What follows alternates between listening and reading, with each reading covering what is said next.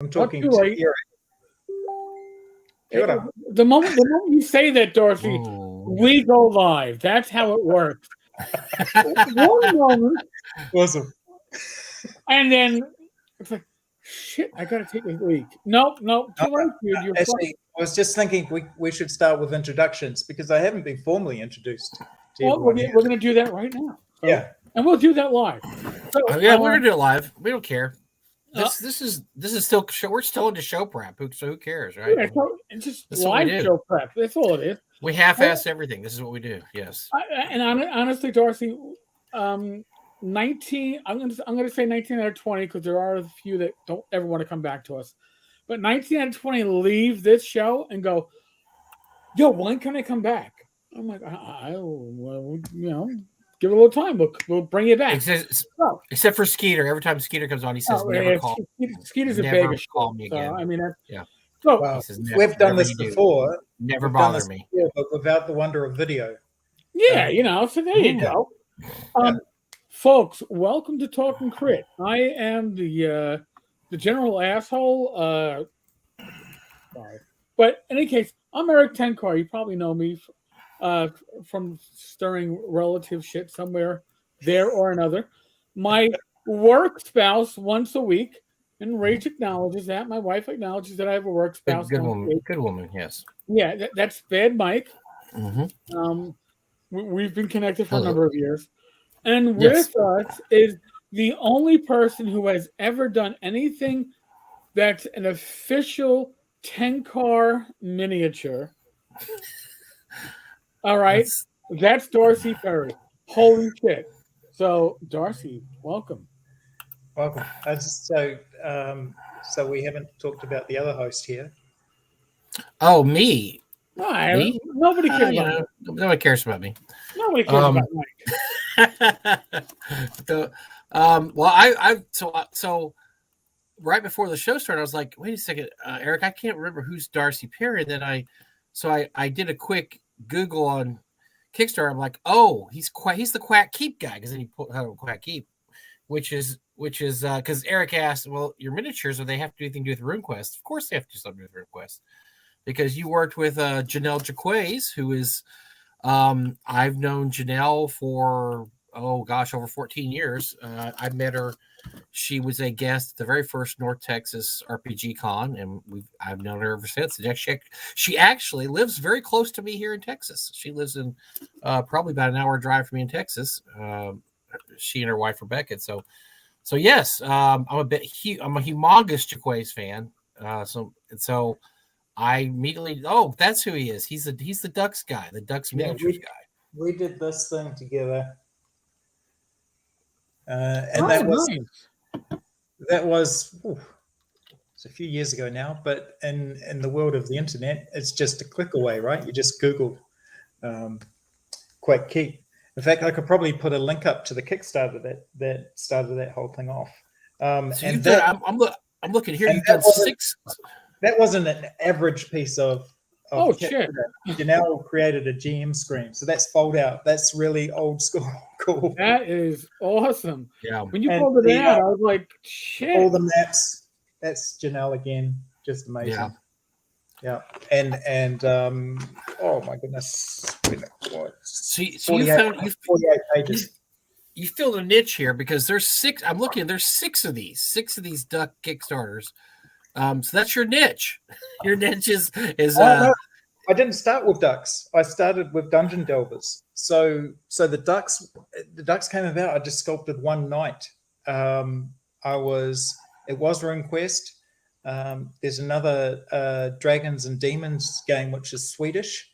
I saw some artwork for that as well. But Janelle's art has been part of this hobby since the 70s, and it's amazing. Mike, you said, well, I've known Janelle about 14 years, and everyone has their story about, well, I know Janelle, and that's because it's a long career. It's right back at the beginning, the Dungeoneer.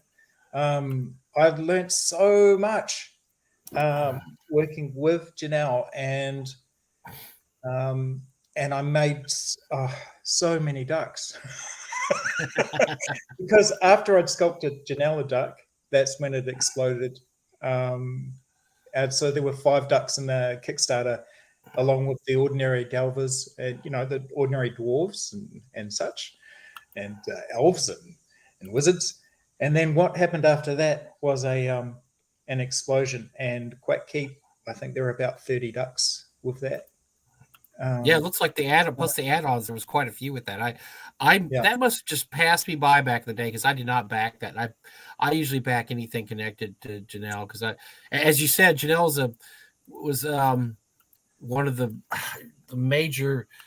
So when this always drives me crazy, when Janelle was like a teenager, she wrote stuff like Caverns of Thracia, Dark Tower, all that stuff. So basically, no matter what you've done in your life, Janelle did better at a younger age. And so most of the stuff she's done has just been absolutely, I always back it because there's always something interesting. She never approaches things in just a regular D&D type way.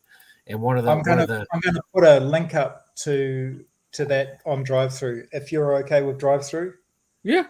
Okay, so this is the link for Quack Keep, and you can get it from Janelle's company, Fifth Wall Games and Miniatures.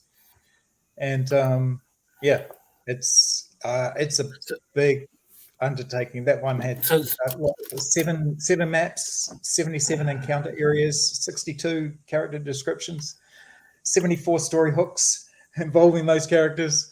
Yeah, there's encounter tables and unique items and all sorts of stuff like thrown in there. So. I'll probably definitely need that link because that's something I missed out on. And I know right now Janelle is working on a redo of her gigantic books that she did in the late 80s, which were character background books. So she's still got some stuff down, which is going to be central casting. And those were great back in the day. And she's got a massive, massive redo of those. So a little story about Janelle real quick is that she, it's not breaking any ground here. Janelle transitioned from Paul Jaquays about 11 years ago. But before that, Paul lived in the area. I did not know this. I did not know that Paul lived in the DFW area, but there's a lot of computer companies there at the time. Paul was working for computer companies. And so we were looking for really, really cheap, easy guests to get for the first North Texas. And since Paul lived an hour away, we thought, why not? Let's call and see if, so Paul did show up, Paul, along with Dennis Sestair, Frank Menser, Rob Kuntz, and Tim Cash showed up for our first con. And so, we kind of hit it off. And Paul transitioned a couple years later to Janelle, and then Janelle ended up doing our third year, volunteered to do our third year logo for North Texas RPG Con, and did such an amazing job. She did the next, 3, 4, 5, 6, 7, 8, 9. She did the next 6 logos of dragons for our convention, all for free. Did not ask us for any pay, and then did a final one for the 10th anniversary. The 10th anniversary, we had about 10 different artists do it. So she did a logo, and then we retired her because at that point she had gone above and beyond the Call of Duty and giving us free logos. So I have a lot of respect for Janelle. She helped out our con quite a bit and was a guest many of those years.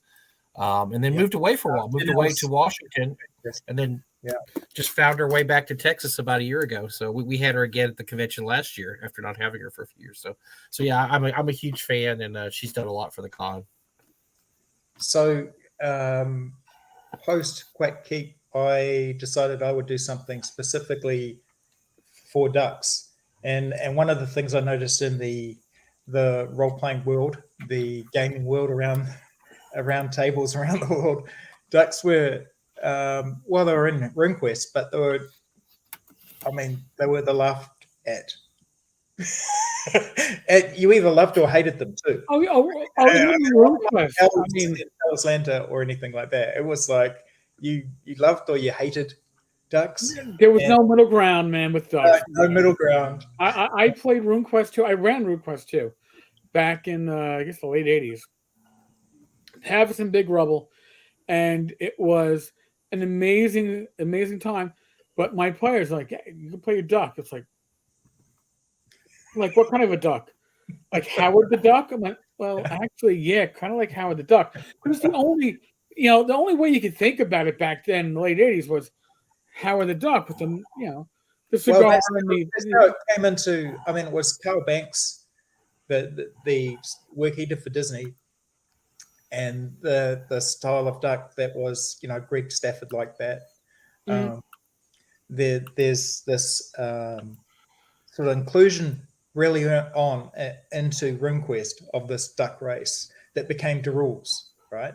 But that was picked up by the Swedish version of D&D, which was Dragons and Demons, Demons and Dragons, and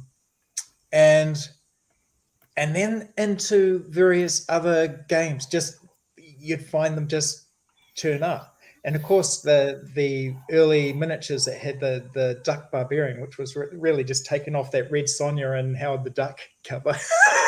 I remember that mini. And again, with my gaming group, they were like, I had one player that was kind of like, duck sounds kind of cool. And it was like, what, you got to play a duck? And it's like, but now, here's the thing is, I am coming back to RuneQuest now, the new Glorantha edition of RuneQuest, and ducks are part of that, and I'm really enjoying it as a potential GM running RuneQuest again, and I'm like, I can see ducks. So as I was saying, the ducks were in other games, but they were in the games like if you're playing Tunnels and Trolls, and somebody said, "I'm going to play a leprechaun." I mean, you can play a leprechaun in Tunnels and Trolls, but there aren't a huge amount of people playing leprechauns. No. There's a lot more in Tunnels and Trolls, and even then it's like, yeah. So I thought, hey, what about a world where ducks weren't the ones that were laughed at? They were kind of like the heroes of the world. They were the ones that went out and adventured and were sort of like turned up and took everyone's stuff. so they were the they were the in D&D it's sort of human centric according to the Gygax model, right? Gary Gygax wanted humans to be the main dudes, and then there's elves and dwarves and all of those, the fringe, they're around the fact that humans run the place. Well, I wanted that for ducks. I thought, well, I can do that. I can create a world for ducks, and that's how Aquilunia came about. So, and Duck Quest. Yeah. So I'll put a link up for the Duck Quest, which I ran a Kickstarter for with miniatures, obviously, because that's what I do. Your miniatures are great, and folks, after I get this link up, I will show you what a great miniature. The miniatures look amazing. Who did the painting on your miniatures in the video? I'm looking right now at some of the videos. Who did your painting? Oh yeah, I painted longer than I've sculpted. Oh God, well you're a great painter, dude. These are amazing. These are absolutely amazing paint jobs on these miniatures. And the miniatures are great too. You're absolutely right. So folks, this is the only official Tenkar mini you're going to find. The paint job, or that you never want, or you probably don't even need it. But no. You need it, and it's got a flagon in his hand. I actually used this for about a year when I was playing out in Long Island every other week. This was my mini for my cleric because I was like, there is no other mini than this cleric, this dwarf, this Tenkar. I didn't do the paint job because I don't have such skills. I painted that one. Yeah, it looks good. And this one here was painted by Romilly. Ron Brown, who's a Kiwi. So I've sent a link to one painted by him. I think he's a better painter than I am. And he gave you a red beard. Oh. All right, hold on. Yeah, there you go. Right up here. There we go. Oh, and there you see some ducks down the bottom there as well. So you can sort of see some of the early ducks. Yeah, ducks. They all look good. But that's RuneQuest. The paint job, they look good because, and not for nothing, and forgive my my American vernacular, but they look fucking good. The artistry is good in setting up the minis. I have way too many minis. I cannot paint for shit. I've learned that in my older age. My eyesight sucks, and I don't have the patience to paint like I used to. And even I sucked. But this is just some damn good stuff. But it's because you're working off of a good miniature, a good sculpture, a good model. And I think painting helps when you start getting into sculpting. Being a painter, you've sort of painted minis, and you know what a pain it is when people put things in interesting places. So you try and keep them simple. And I suppose having painted so many miniatures, I've probably got a few unpainted ones too, Eric. Darcy, I'm looking at this. This blows. I can't believe So how many minis have you done? Because I'm looking at your Kickstarters now. This blows my mind that I haven't looked at these before. These are really, really good minis, and you've done a lot of them. You've done a lot of these minis for Kickstarters. How many minis do you think you've done in all your Kickstarters? You're getting some funny comments here on the. I'm going through them right now. That's typical. Yeah, that's. Do you want to respond to some of these? I mean, I can use that one for the dwarf who fell into privy. No, you can't. Okay, you can probably use the original unadulterated Tenkar for the dwarf that fell into privy. Okay, we do need a Tenkarian Gibberer. When's the next? Yeah, we do need a sculpt for a Tenkarian Gibberer, the new monster that's taking the nation by storm. Yeah, well, Tenkarian Gibberer. You know, yeah, so his minis look great. His look great. Hey, Bill. Hey, Bob. Bill Barsh, by the way, is he's the one that Bill, you picked up from as Pacesetter Games. You picked. Oh God, Mike, help me on this one. Center Stage. He bought the Center Stage mini at bankruptcy. There was a bankruptcy, and he bought Center Stage minis, so he's got the minis for Center Stage. So yeah, Bill knows a thing or two about minis. Yes. There you go. I didn't know much about minis at all, but I learned quickly. I've definitely, found through it. It's been very enjoyable. It's a way to get back to the hobby in a quite a fun and creative way. And yes, I did contact people like Eric and say, hey, would you like your own miniature? Oh, dude, when you reached out to me, I was like, a miniature of Tenkar as a dwarf? How much does it cost me? I mean, I would pay for the privilege, and it was certainly awesome. So I'm going to send another link through to you. This is an example of where the person I was sculpting for, Ken St. Andre. Oh, I remember this one. I think I have. Tunnels and Trolls. So I said, if I was to sculpt a troll for you, what would the troll look like? You know, what kind of troll? And he loves the trolls with the elephant type feet. You know, the Lord of the Rings type trolls that like big and blocky and monstrous. But he sent two pictures of trolls. One was from a movie. What was it? The Huntsman or something like that. So anyway, they were very organic. They were like rocks and trees and stuff moving around. And he sent two pictures of his own face. So I made more of a troll. So which fortunately, he accepted, even though he did tell me it looked nothing like him. And the feet I don't know about that. I think it looks kind of like him because Ken St. Andre is not a beautiful man. He knows it too. He looks exactly. Yeah, So if I wanted to buy some of these miniatures, where would I get? I mean, do you have a page for miniatures? If I just wanted to buy some of these miniatures, all of these links I'm sending through are the page. Are you posting the link? Oh, I didn't see if I see it. Okay. I'm sending them privately. Yeah, David can, or not David. Eric can. You go to the home. Yeah, you can go to Star Hat Miniatures. There it is, right there. I will put a link, by the way, folks, at the end in the show notes with the description of this. I thought everything could be vetoed or checked by Eric first because it is his. Star Hat Miniatures. Yeah, I'm at the page now. So Star Hat Miniatures. If you like miniatures, check out Star Hat Miniatures.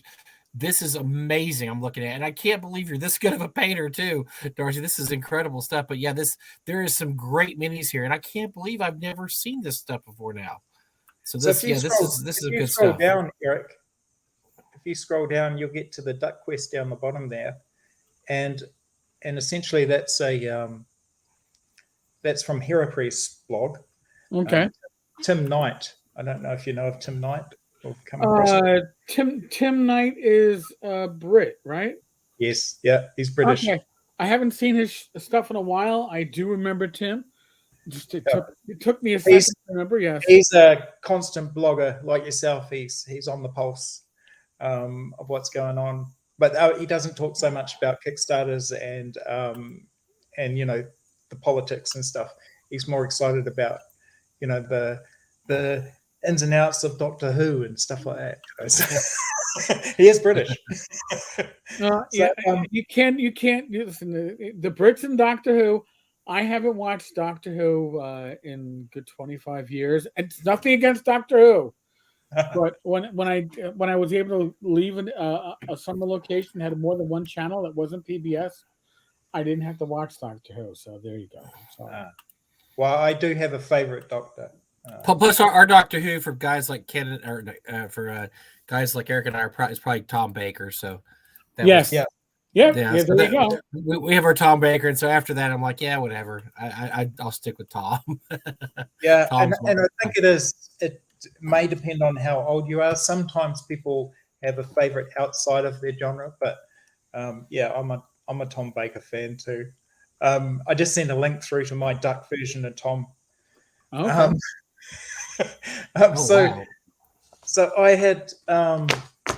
Oh shit! All right, let me bring this one over because we cannot fail to bring that one. Okay, over. That's awesome. A duck Doctor Who, and it's Tom Baker duck. Yes, I'm looking at it right now. Doctor Who. Doctor Who, yeah, Doctor Who. Yeah. I love it. So what happened after that? There was a little bit of a break as I started to look at, what next. And then I realized, hey, like I said before, there wasn't a game for ducks. So that's where Duck Quest came in. And that's where the Duck Quest Kickstarter kicked off. And unfortunately, or fortunately, if you're into miniatures, there were a lot of miniatures. Early on, though, I promised everyone a game.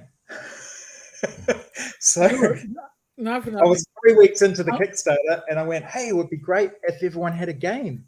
I'm going to say to a friend, "You're a fucking fool, man." All right. So I send a link to the Kickstarter because that has, a lot of the pictures of the miniatures from that Kickstarter. But yeah. It was really hard because I was delivering that, like many Kickstarters, delivering it in 2020. And that was difficult. It was actually going to be all wrapped up by the end of 2019. And in hindsight, that would be great. But hindsight is 2020, and 2020 was the pandemic. Oh, God, and it slowed everything down. And, my caster in England got COVID. His family got COVID.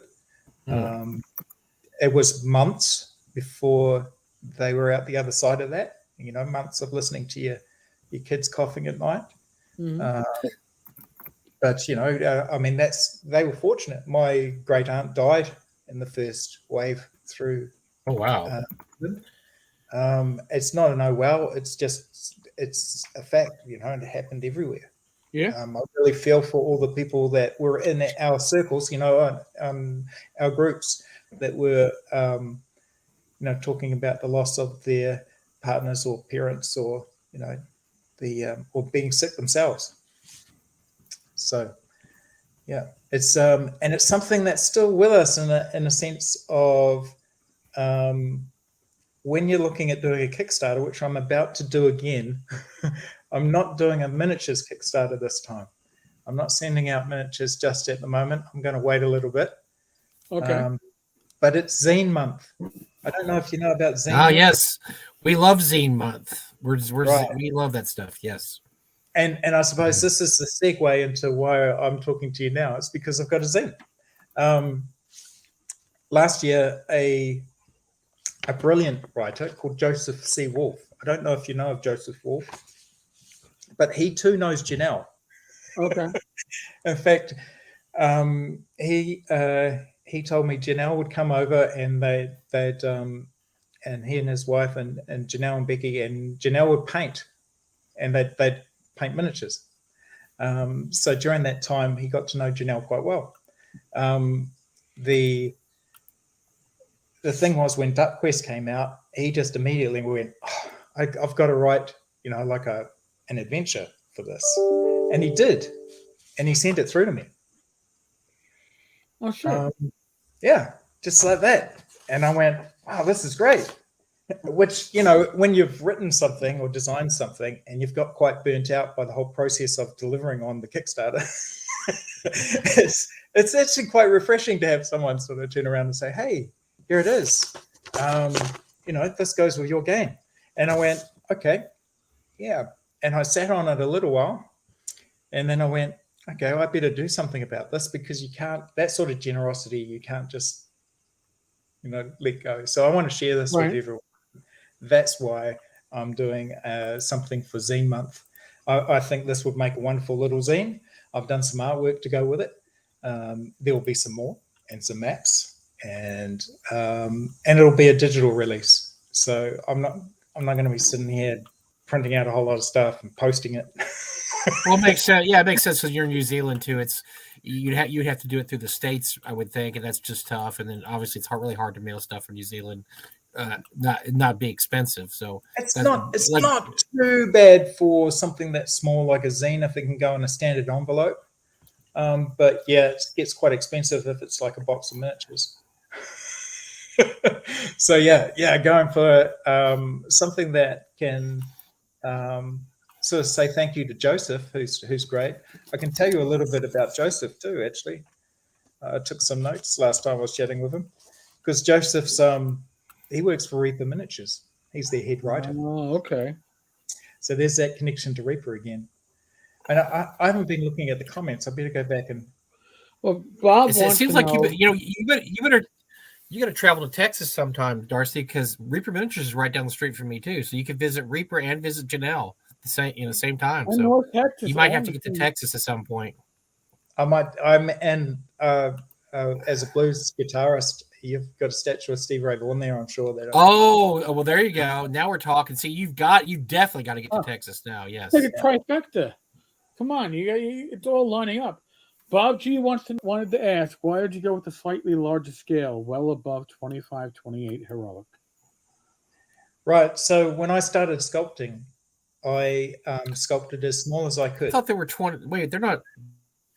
I call them 30, 32 mil heroic, but I mean some of the early miniatures were quite big in scale. I had people saying I'm using them as Goliaths.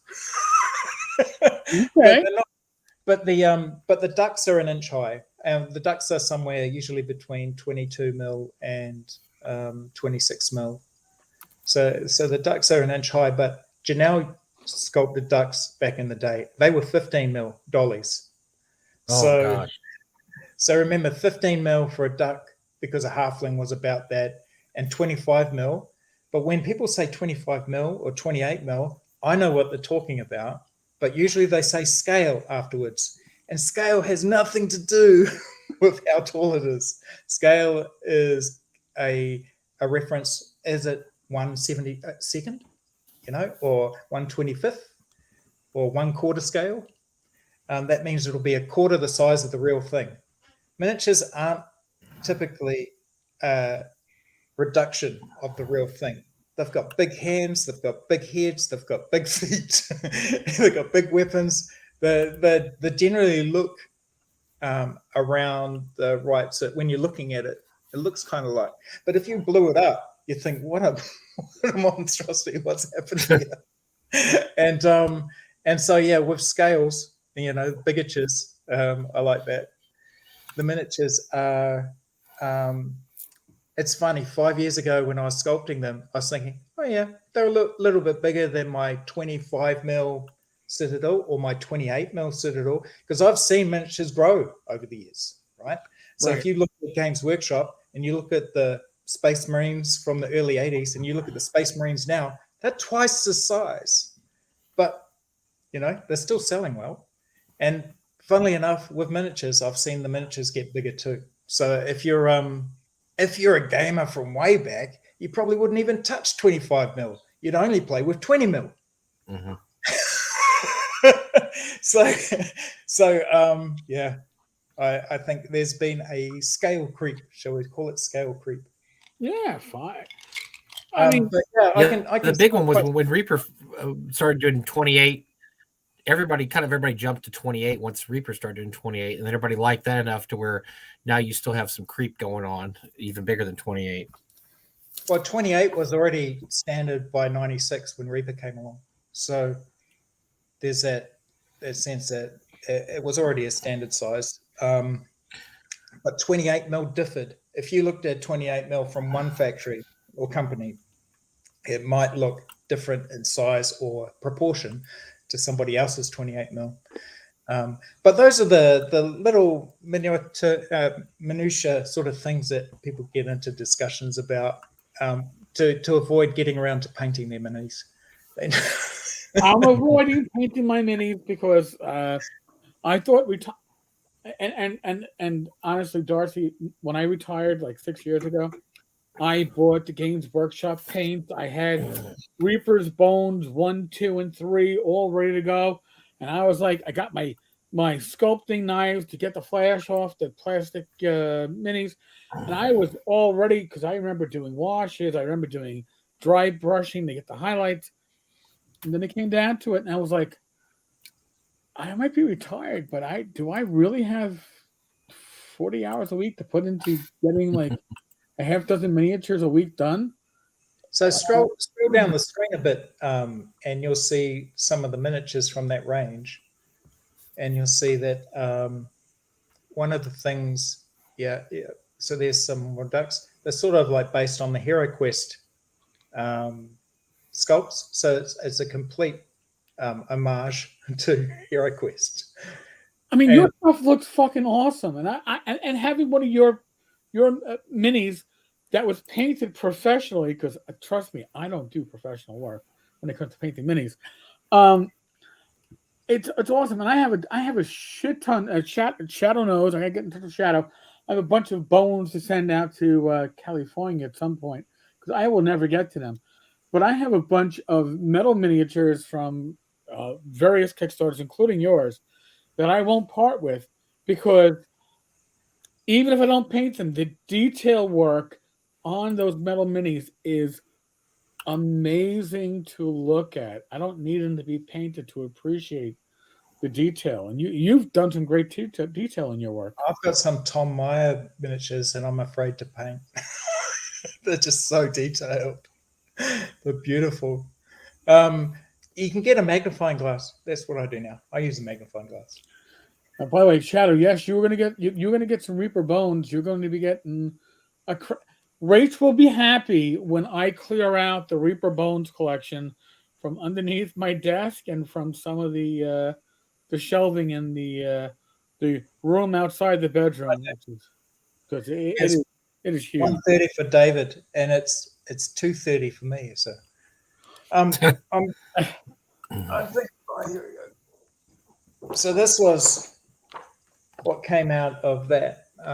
This was an added extra. 3 weeks in, I said I'll give you guys a role-playing game, and I did, and it's got tables and it's got monsters, it's got crunch, and it essentially changed the game for me.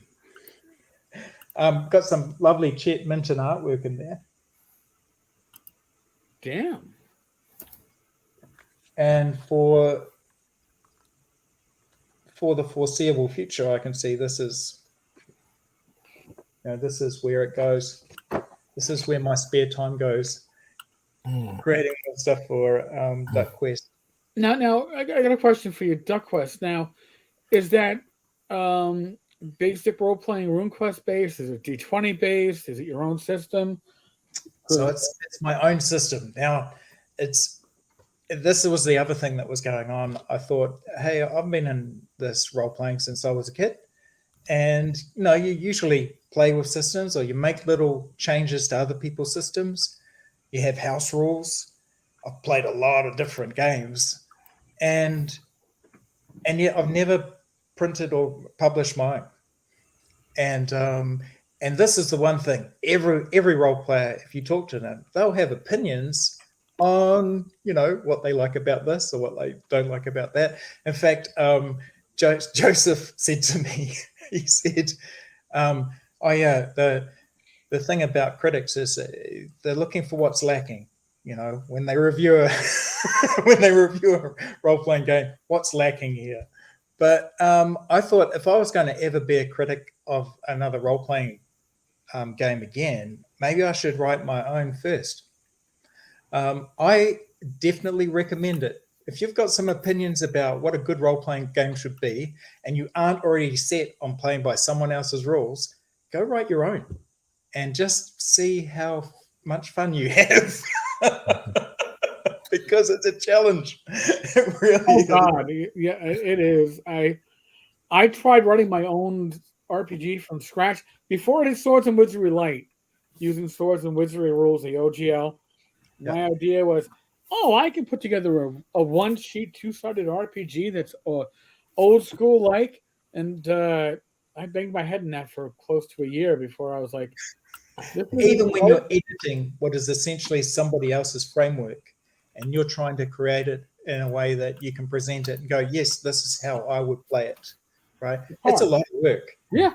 It's a lot of work. I did my own homebrew setting in the 90s, and I came to the conclusion that until you actually run your own rule set, you really haven't made that final step to game designer / game GM, because that's when it really becomes about you and not about just the game. It becomes about what do you want out of the game.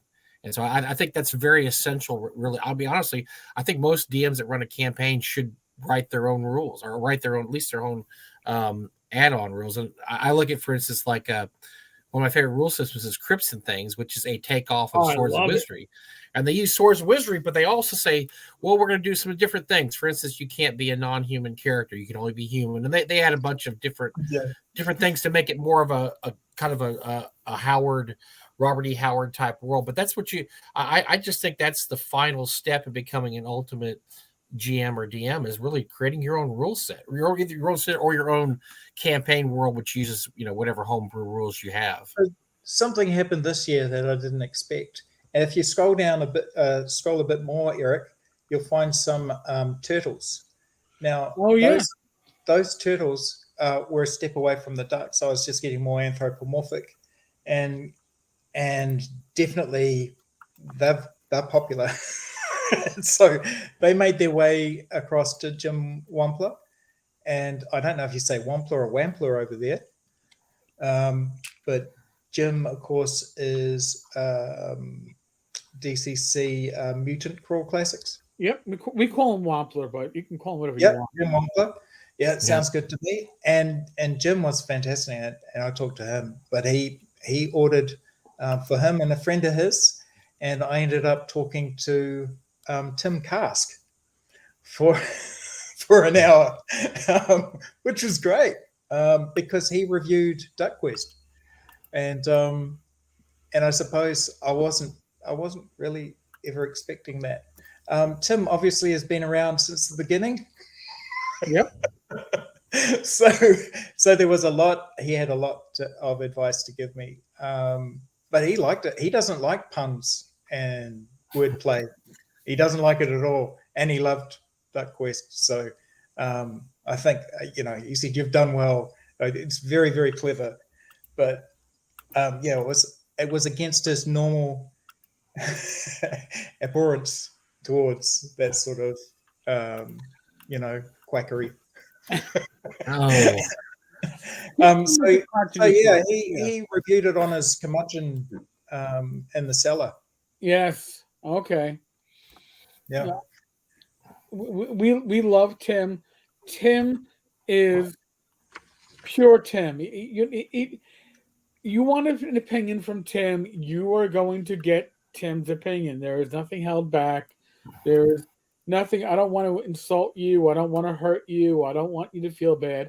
Tim's going to give you his honest opinion. Yeah. And there's a lot to say for that. God bless him. By the way, Tim Kask and Jim Wampler are also special guests at North Texas. I don't want to plug this or anything, but not at all. Throw that in there. They're special guests at North Texas RPG Con this year. So just to throw that out there, they're special guests every year. Just so you know, they are regular special guests. Yeah. As a fact, Tim was one of our original special guests. He showed up for the original show. He has made every show except for COVID show. COVID or the last 2 years of the COVID. Other than that, yes, Tim has been at every one of our cons. He's a curmudgeonly old crank, but he's kind of a fun guy. I mean, he's out. He knows who he is, and tells it how it is for him. So and it was great. He gave me a lot of good things to reflect upon. Should an expanded version come out? At the moment, I'm offering this version, which took a long time, and the next edition, it'll be a quacker, but it's not. You're hurting me, man. You're hurting me. Yeah. Well, I mean, those aren't even good puns. But yeah. Essentially, it was a long road getting this done, but now it is done. And Joseph sent me this adventure for Duckwest.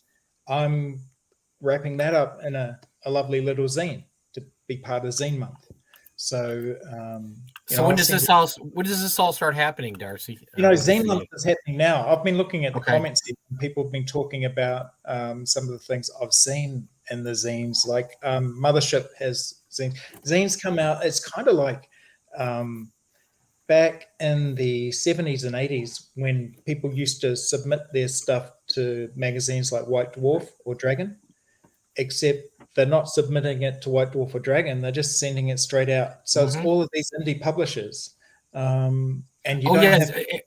Eric was huge on Zine Quest last year. Eric did a yeoman's job. How many zines did you get? God, it was crazy. Dude, I was trying. I think I covered almost 24 on the YouTube channel on here, because there were that many coming out. Now we have Zine Month, which is this month, and then we have Zine Quest, which is August, because they're commercializing it along with Gen Con, which a lot of people are resisting. I don't blame them, but it is what it is.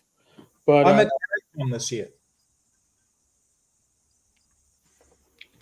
What was that, Darcy? I'm at GaryCon this year. Oh, you're going to GaryCon. Nice. Time out. Unfortunately, both are missing it, but yeah, you're coming to the States, and neither Mike nor I are going to be there. No, that's a ripoff. No, I'm not coming to the States. I don't think I could get back into New Zealand at the moment. You're doing a virtual. You're doing a virtual GaryCon. Okay. I'm doing the virtual. I could probably find the link. Okay, right. We could do that. You got me all excited and shit. I got you excited, and it was a yay, boo, yay thing because yay, but we're not going to be there, so boo. Oh wait, you're not going to be there, so I don't know what to say. Thank you, Darcy. Yeah. Because when you get to the States, you need to come to Texas anyway. Forget about GaryCon. You need to go to Texas, and you need to. Yeah. Then we'll go. We'll go hit ReaperCon. We'll go have dinner with Janelle. There's so much politics going on. I'll probably just want to catch up with all these people that I've met, and not necessarily worry about any events. But yeah, that's not for nothing, Darcy. I'll be honest with you. I will run games at conventions, but I've only played in one game in the last, I don't know, 4 years, and that was last North Texas. I don't play in game. I go to socialize. So I'm not working a booth for Frog God Games or helping Mike at his booth. I'm there to talk to fellow gamers. That's why I go. Gaming is secondary. I can game on a VTT or whatever. I get to socialize with people at conventions, and that's really where it stands for me. I really love that aspect. I'd rather spend 2 hours talking in a hallway to somebody who I've never met before but follows the blog or the YouTube channel or wants to talk OSR gaming or whatever than even play. It's more fulfilling for me.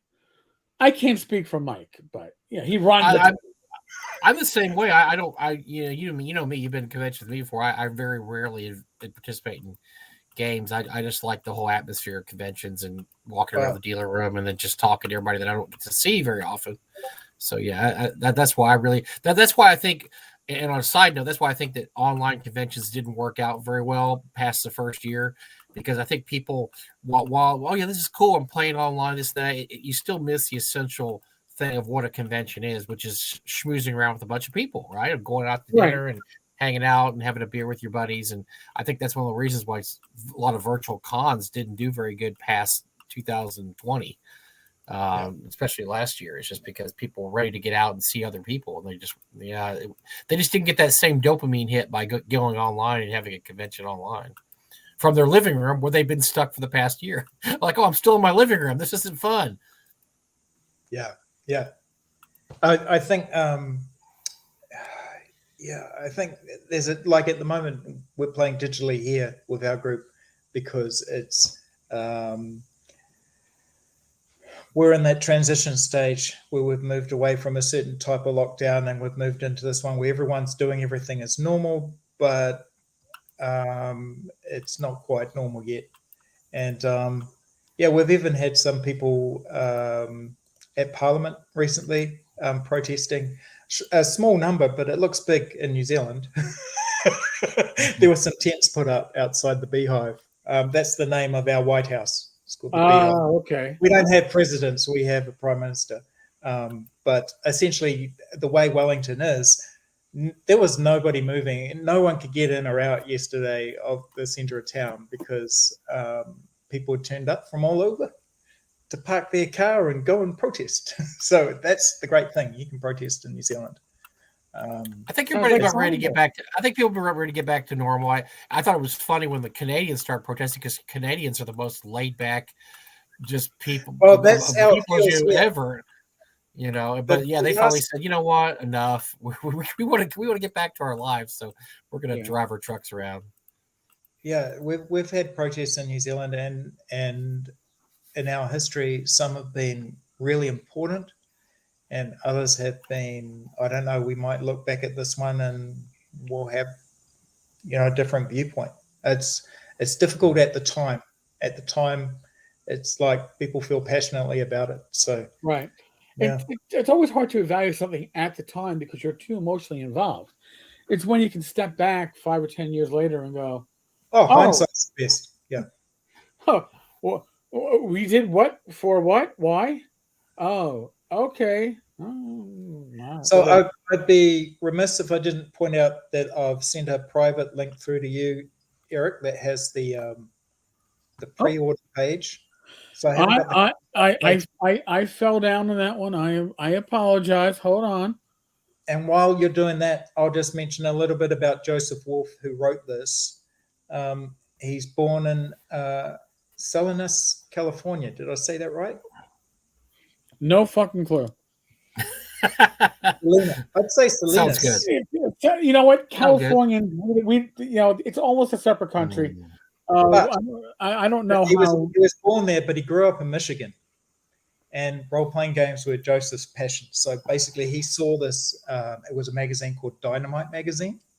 Oh God, I got that back in like elementary school. It was part of like. When he was 10, when he was 10, he saw that. He's got a framed copy on his wall to remind him of his passion. And and he's had a stint in video games as a tester in AAA game companies, and he's moved back to Michigan to be closer to family. So now he's there. They've got no children, but they've got like turtles, lizards, tarantulas, cats, and he spends his time writing.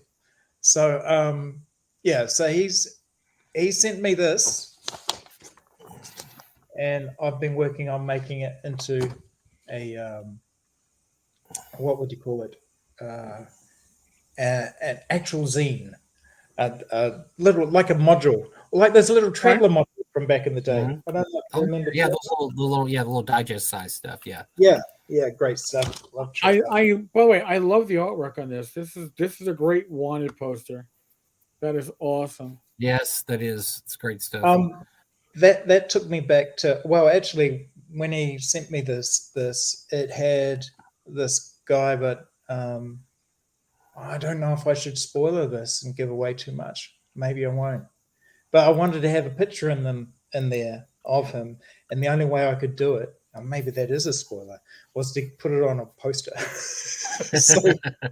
They're going looking for a missing fisher duck, and they're doing it in a very dangerous environment, because what is the wilderness? It's where all the danger is. Yeah. And you can play ducks, or you can play squirrels, or you can play turtles, or whatever you like. The game is very open in that sense, and you're not struck by any sort of one choice is better than another, because it works off the stats, the quack tributes. So the quack tributes are quickness, ugly, arcana, cool, and kismet. And from those and a D20, you can do pretty much whatever you convince your game master you can do. All right. I might have to pick this up. Well, like I said, I've got the pre-order there, but I'll have the Kickstarter going. There'll be extra stuff that'll come out through that. Essentially, I'm looking for funds so I can put more stuff in there. But for a lot of zines out there, they've been working on it all year. I mean, and that's why when Kickstarter decided that they would move the zine month to August, we've still got a zine month. Basically, everyone went, well, we're ready to go. So they created their own. Which is good. I like that. I like the fact that now we're going to have basically 2 zine months here. This is good. That's good. That's going to save my pocketbook a lot of damage instead of having to load up every month. So yes, that's good. It's going to be the same damage. You're just going to spread it out over. You're going to spread the damage out, though. Come on, can't do it all in 1 month. It's just when you. I got to pay taxes in another month. Come on, I got to save my money. Can't be spending it all right now. Now, we're in our last few minutes, because obviously I've got a time frame here. But were there any questions? I got to look at the comments again. See if anybody. Yeah, anybody. Darcy's only going to be with us an hour, guys. So any questions you want to pepper him with, go ahead and throw those out there right now. Ed says, sounds like the Root board game. Now, I bought the Root board game. This is not the Root board game, although we really enjoyed it. The Root board game has 4 factions in the basic game, and those factions are essentially, if you can think of Star Wars, you've got the evil empire, which are your cats, the Marquis cats. I like this. I like it. Goddamn. Yeah. I'm just explaining it quickly in a way that I can understand. Picking on the felines, goddamn. Oh, I got a canine too. You've got your Jedi, you've got your rebels, and you've got your Han Solo. And essentially playing Root was good, strategic. You didn't know, essentially 2 turns out you could be in a worse position than you were, or in a far better position. So there's some strategy involved. But that's a board game, and Duck Quest is a role-playing game. It's theater of the mind. You can use miniatures, but you don't have to use miniatures. Matt, you can go to starhatminiatures.com and you can download the Duck Start Quack Starter Edition. I will put all this stuff in the show notes. Yeah, we'll put it in the show notes too. You know, so but Star Hat Miniatures is where, that's where you need to go. I found it. Just Google Star Hat Miniatures. Boom, there you go. And Zine Month is all of February, so I'm planning in the second half of February to be releasing on Kickstarter. I'm just waiting for Kickstarter to say, yeah, go. Usually doesn't take them long, but the idea was not to spend a whole month on the Kickstarter. It's a lot of time running a Kickstarter campaign. And essentially what I want to do in a short amount of time is just share this with as many people as possible. So, it's cool. By the way, for those that don't that's know, great. Matt Jackson is like the OSR mapper that isn't all about look at me. You can still look at him. But so you're saying he's not Dyson? Oh wait, I should have said that. No, I wasn't gonna. I wasn't gonna say it. Oh, I wasn't. I said it. So there you go. So Matt Jackson, amazing work. If you need mapping, talk to Matt. He might not do it, but he might. So I game with Matt. I can pick on him. Yeah, I found him. Yeah, I recognize Matt's work. Yeah, definitely. Beautiful. I might be talking to him. Talk to Matt. And if you need somebody to smooth things over, I can abuse Matt in like a Monday night game when we occasionally game. So I will be happy to abuse him to make things work for you there. Should I share like a Facebook or an Instagram or? Yeah, no, definitely. Sure. I will share it in the private chat. I will share it out, and if there's a link, if it's like I don't know. Facebook.com/Star Miniatures. I will put it up. The Instagram typically just has stuff that I'm sculpting or working on. So it's sort of like a creative gallery where I share what's happening and maybe I get feedback or requests. And the Facebook is more. I think Facebook has moved more towards less about worried about what people are thinking and more just staying connected. I think Messenger I use more than Facebook. I'll be honest with you. So, here I got your Instagram, so I'm putting it up right now, folks. I will put there. Hopefully, I'll put this in the show notes. If I don't, somebody yell at me and tell me to add it to it. Well, I could put it into the show notes if I move my link to my other screen, which is where all the links are going to go to the show notes. But in any case, can I just say to Dandelion Games that yes, it's a family role-playing game. I mean, you can play it with older people that maybe have more adult humor, but it works great with children. You can just let them go. You can get them to run it. Good deal. Yeah. It works great because there's really nothing that gets in the road at the beginning. You roll up your character pretty quick because you don't even have to roll dice. You just assign some numbers to the 5 stats.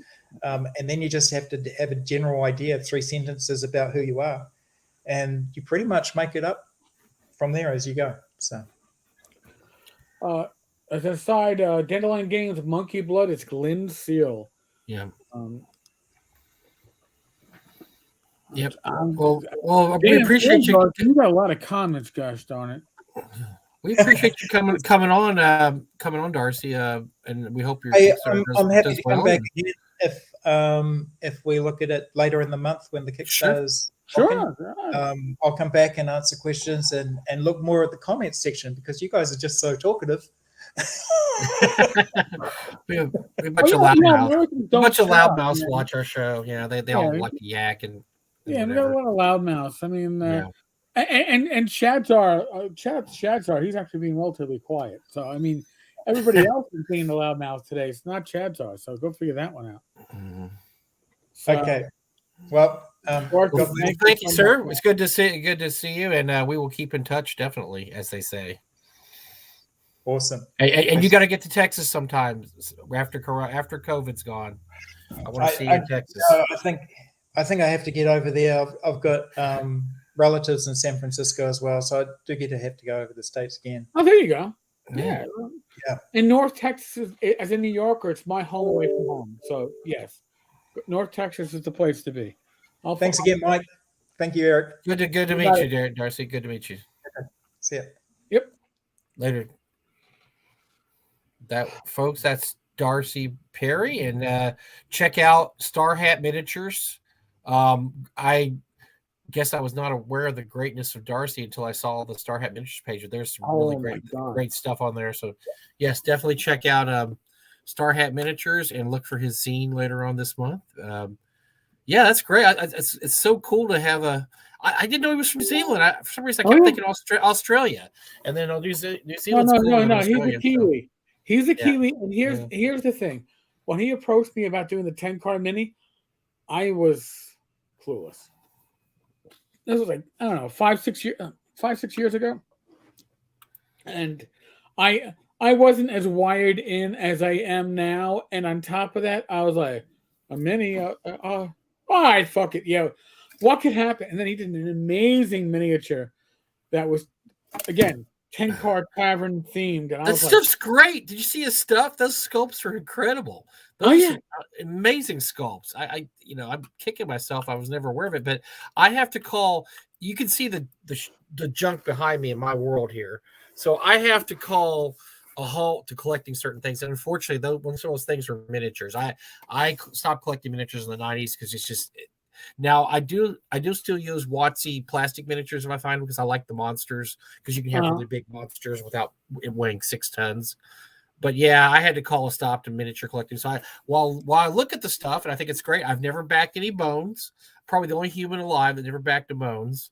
Mike, and I had no time.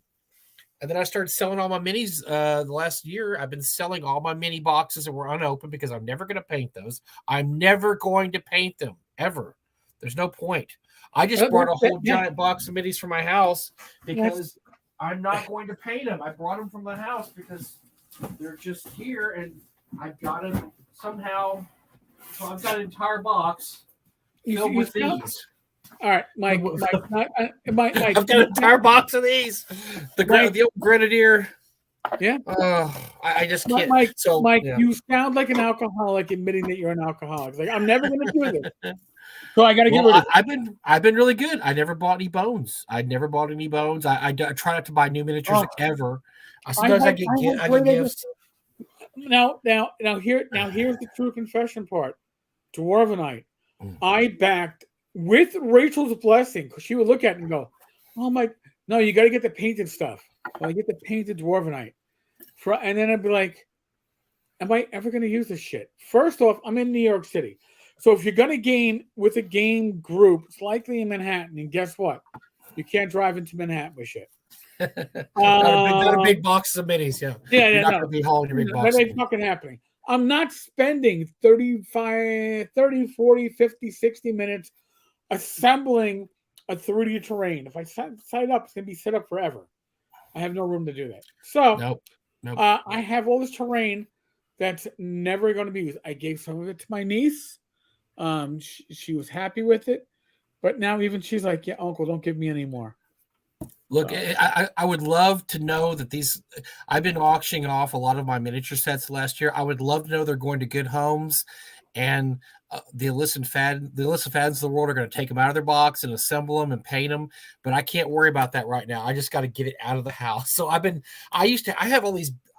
sold a lot of these big giant dragons, like the old lead dragons that weigh 16 pounds, and they're great. They look awesome.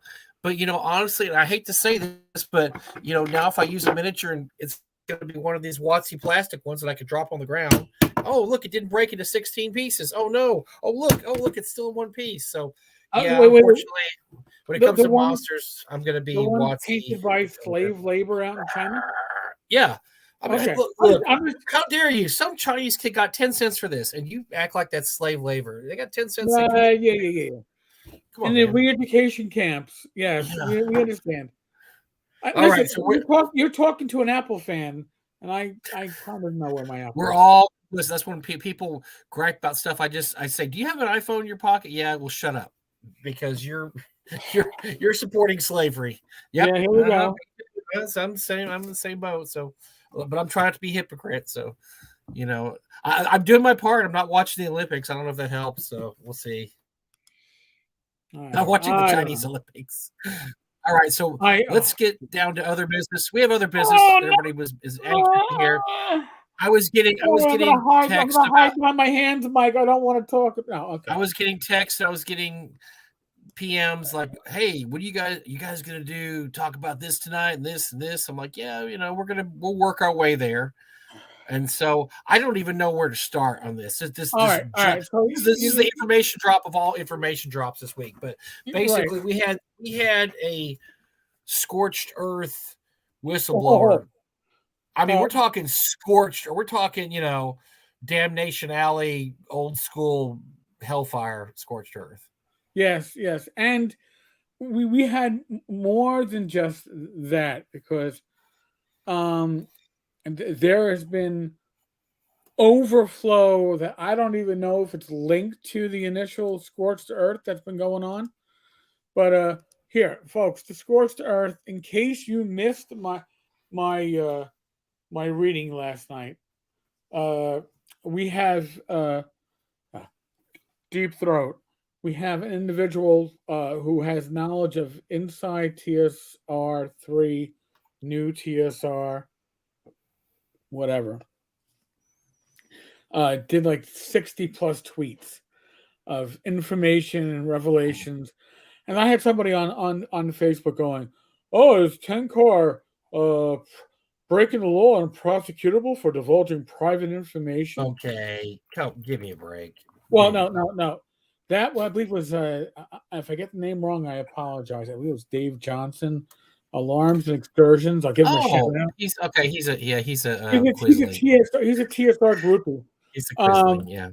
And as I explained before, he blocked me because you throw a last comment out and you block somebody so they don't know you threw that last comment out.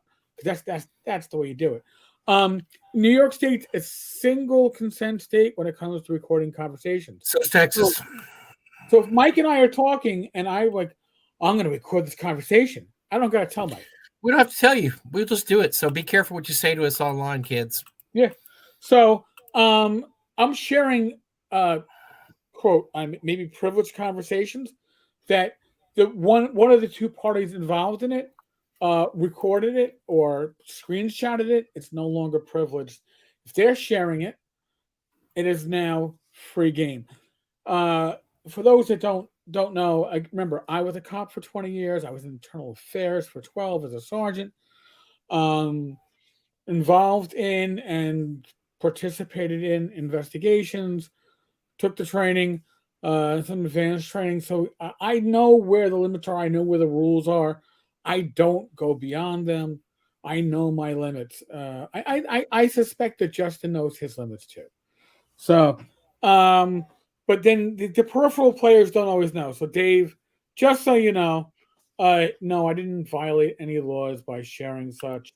I know you felt good saying this. I can't believe he's still the last sailor on that sinking ship holding the flag up, but pretty much. I mean, yeah. It appears to me that most of the players started leaving in January. Look at their sign-up sheet for TSR Con. Do they still only have 4 people, or is it up to 7 now? Hold on. I do have. You can see in real time. Go ahead and look up tabletop. Yeah, you can see in real time that. I have Dave Con, and I have TSR Con ready to go. So hold on, because so TSR Con, 3 plus 8 is 11 plus 4 is 15. They picked up a couple people. Picked up a couple people at $100 a shot, bro. TSR has 17 people, but no more than 8 on any particular day. Well, because they can't fit in the house, but that's better than I thought. They've already done better than I thought. I'm impressed. Because here's the thing. You got to remember too, TSR Con, it's $5 a day to register, but then you still have to sign up for the game. So I'm only looking at, the $5 registration, not looking at the act. So like Dave Con, when you register for Dave Con, that's all the days. So one registration covers 4 days. Now, how much does Dave Con have? Because Dave Con is the Dave Arnson Con. Dave Kahn has 6 plus 12 is 18. So they're like neck and neck. But that's 18 that are signed up for all 4 days. And it is 17 that are signed up for individual days at TSRCon. So it's not quite apples to apples, it's apples to oranges. But yeah, neither one is impressive. Let's be honest. Luke, Mike, did you see Luke's comments today? No, I did not. I was I was otherwise engaged today. So anything that happened in the last 8 hours, I'm probably out on. I mostly knew stuff that happened yesterday. So I did not see Luke's comments today.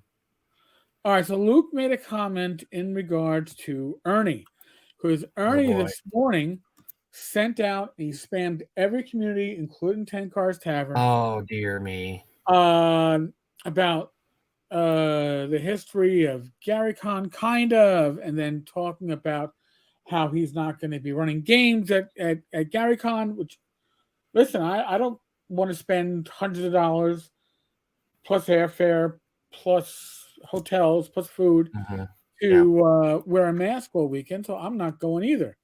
That's besides the point. But he did this pretty much to show folks about TSRCon. And I'm not going to be able to pull this up on the screen, but I will read it. Luke's response: I'm not buying it. This is a promotional post for the convention you are running in direct competition with GaryCon.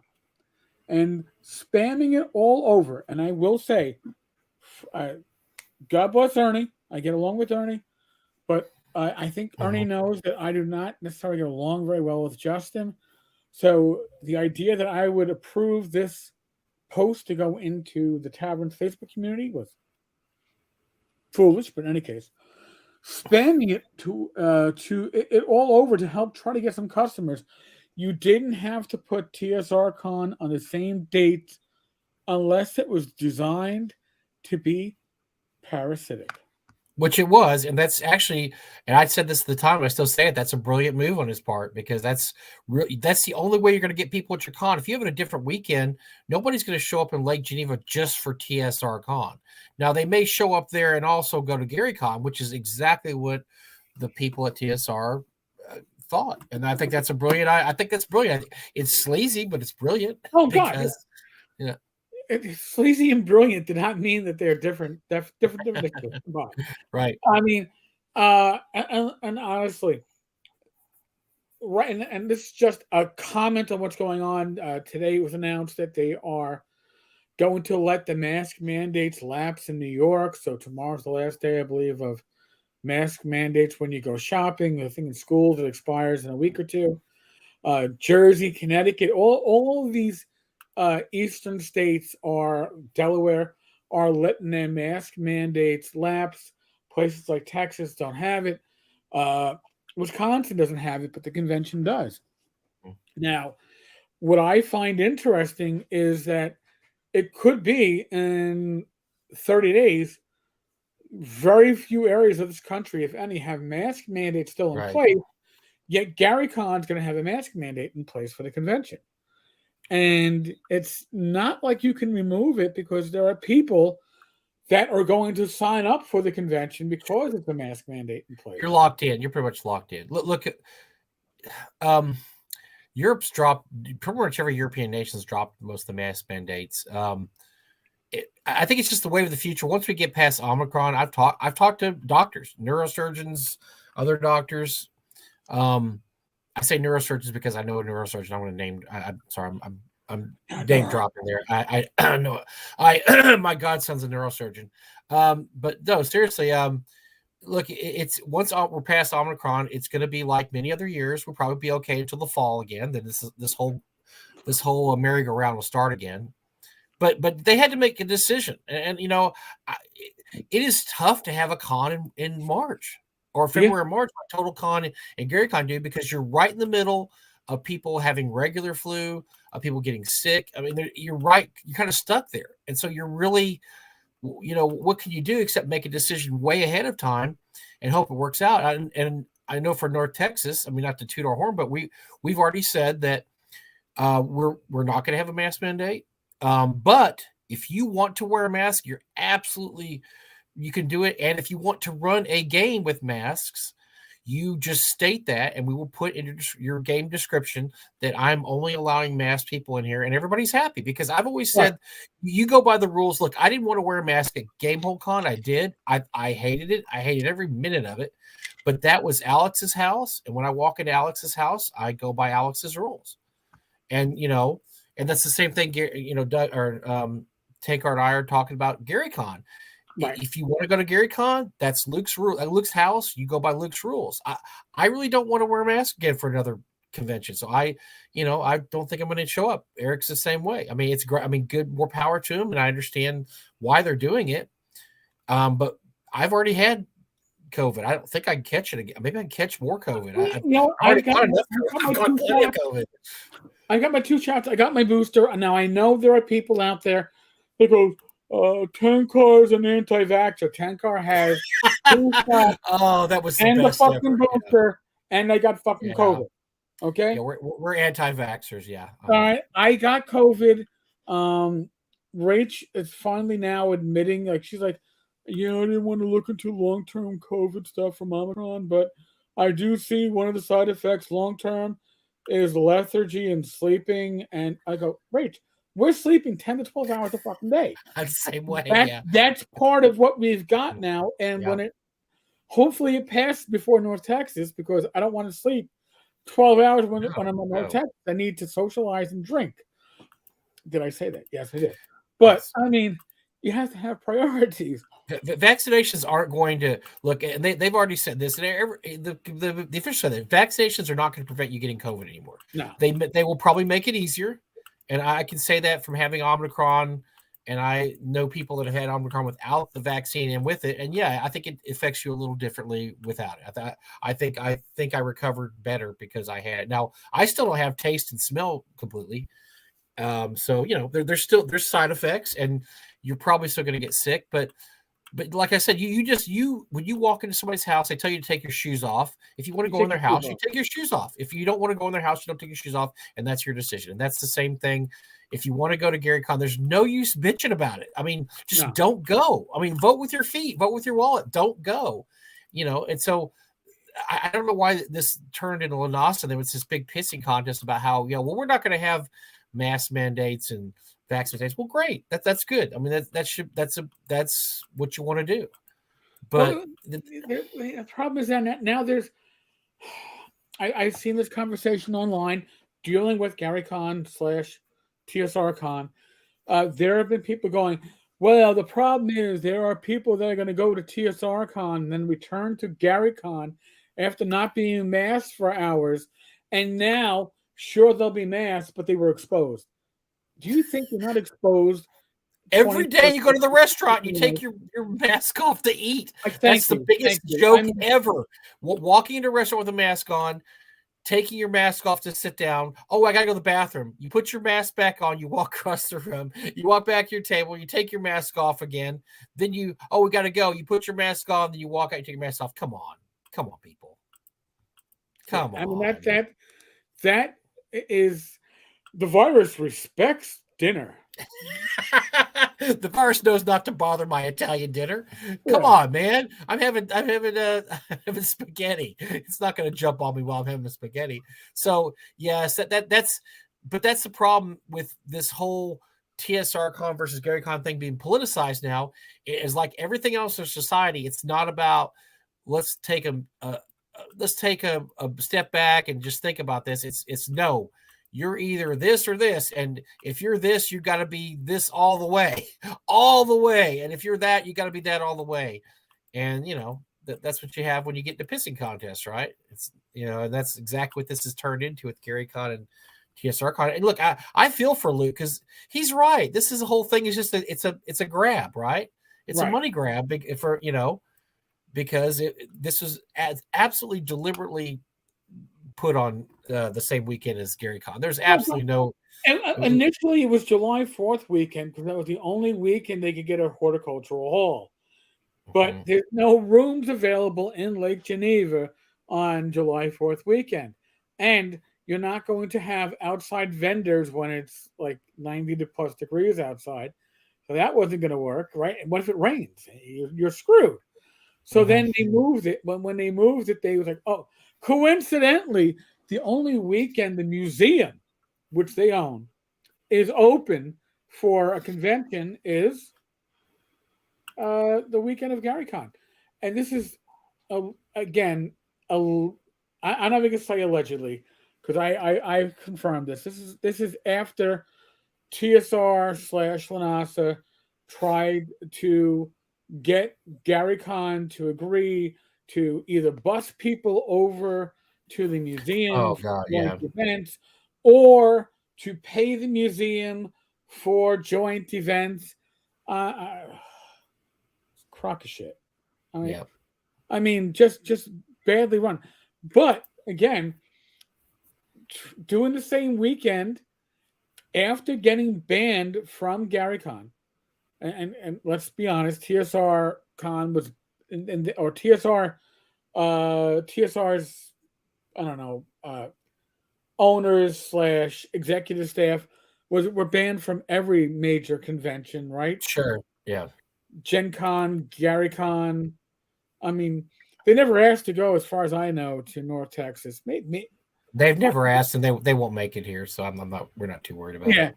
Yeah, but they don't have the money to do. Look, this is a dude that's cheap, and cheap people don't make trips down to Texas, so they're cheap. They're not going to go. They're not coming here. Yeah, I mean, so, but it was literally genius, especially after GaryCon announced mask mandate, and it's like, well, come to us. We don't have a mask mandate because the state doesn't require it, the county doesn't require it, so we're not going to have a mask mandate. And it's like, oh, so you're the maskless gaming option, but nobody's signing up. And I don't know if that's a reflection. They're not signing up because nobody wants to spend $100 to play in a game, and that's okay. That's they overreached. I mean, they overreached. Come on. Yeah, true. They might have filled that place up if they charged $20 a game or $25. $100 for the 4 days, right?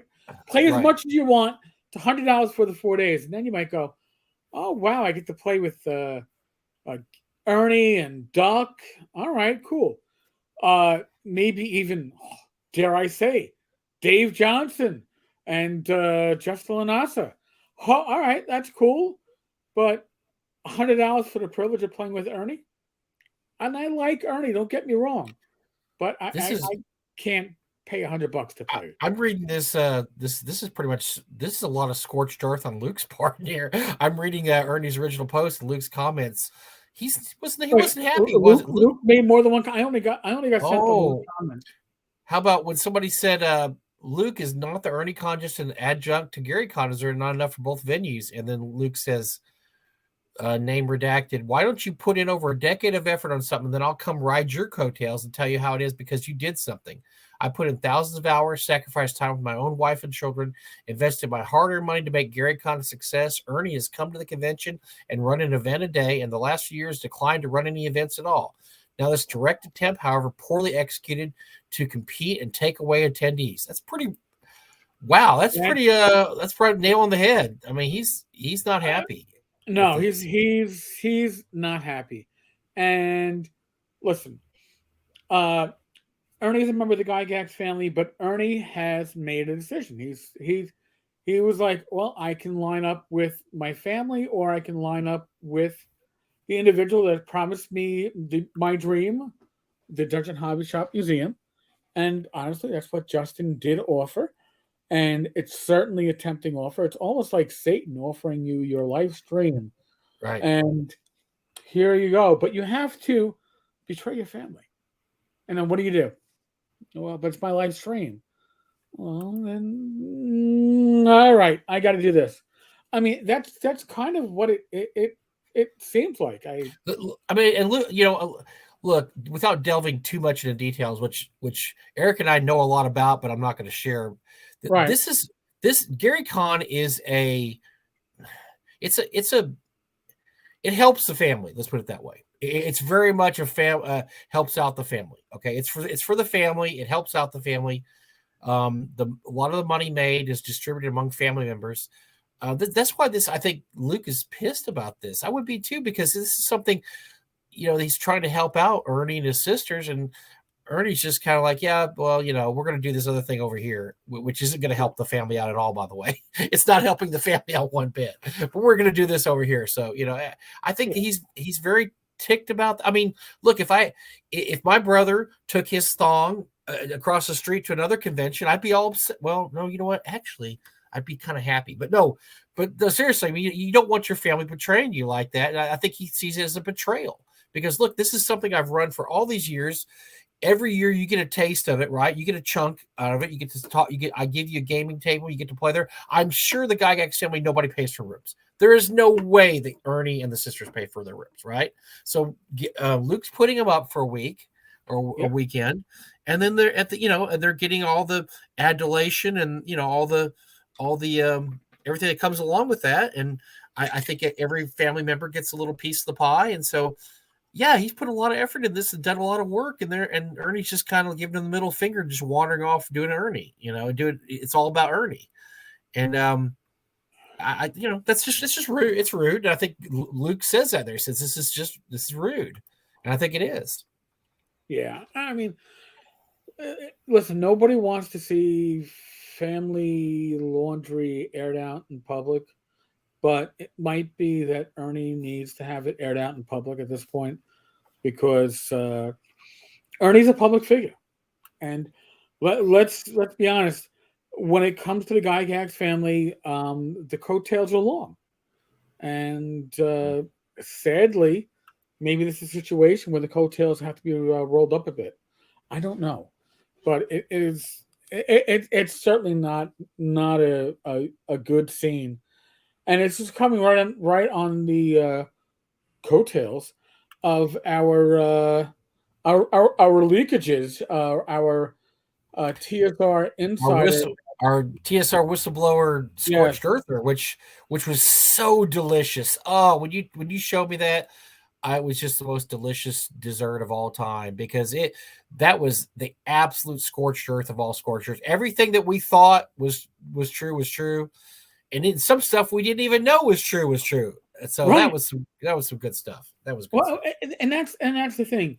When the Twitter thread was initially shown to me by multiple sources, because the Twitter thread, one of the initial tweets. I'm the twit. One of the initial tweets was like, Eric Tenkar looks like a pedophile and shouldn't be within 100 feet of a child.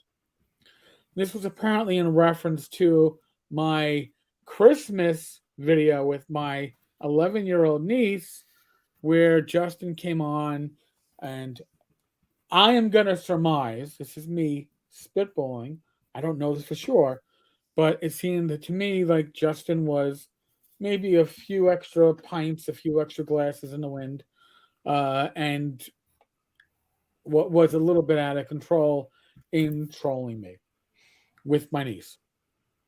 But whatever. So I saw that, I didn't think much of it. I went, okay, Justin's being a whatever. Mm-hmm. I figured the Twitter person was Justin, and somebody was showing me what Justin, and I didn't look any further.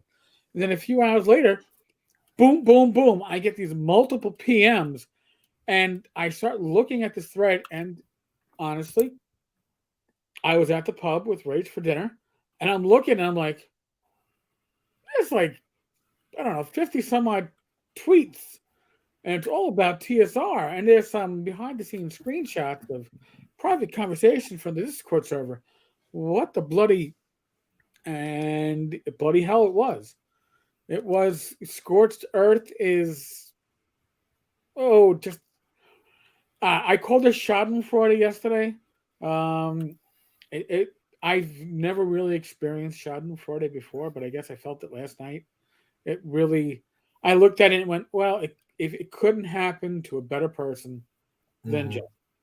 But hey, I am quite sure that Justin is looking at this and going, because it's Justin. Yeah, that's me. Yeah, I said that about gay people. I said that about Tenkar. Yep, that's me. So, I mean, all right. So, yeah.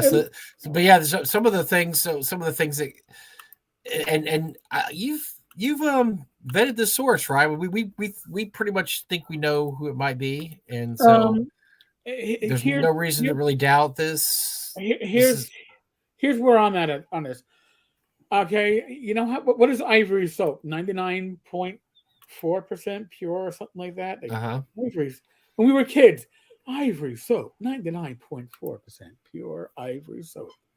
All right, I'm at like that 99.99 beyond a reasonable doubt as to the identity of the individual that is sharing these tweets. But unless that individual wants to share their identity, it's not up to me to share their identity. But I am confident that the person in question has access to the information that they are sharing. So have at it. I'm not going to be the one that blows their spot up. So as it was when I was a cop, if you blow that person, no, they're going to do what they're going to do. I am happy to give it wings. I will certainly, if they, Mike, listen, and I'm going to announce this here first. I haven't even told Mike this, but if we get conversations that have happened between, I don't know, TSR personalities, Mike and I will do dramatic plays of it. Okay, I'm in. That sounds. All right.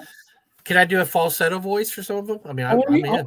Only if you're playing a part of Justin. Okay. Yeah, sure. I'm in for that because we may have another info drop at a certain point that may give us actual behind the scenes emails, texts, and conversations. So that's delicious too. That's gonna be great. Now we will do dramatic readings. I mean, it's funny because with the Twitter stuff, Rachel's like, she had two questions for me. First, are you going to do a dramatic reading? And I'm like, no, I'm not. I'm not going to do a dramatic reading. This is too much, and it doesn't really flow for a dramatic reading. And then God bless. This is the wife I have. She's like, can I stay in a room where you're doing this? Because I need to make some comments. I was like, Rach, God bless you. Yes, you can make some comments. Have at it and enjoy. Now, am I going to say that stuff without screenshots is 100% accurate? I don't know the accuracy of it.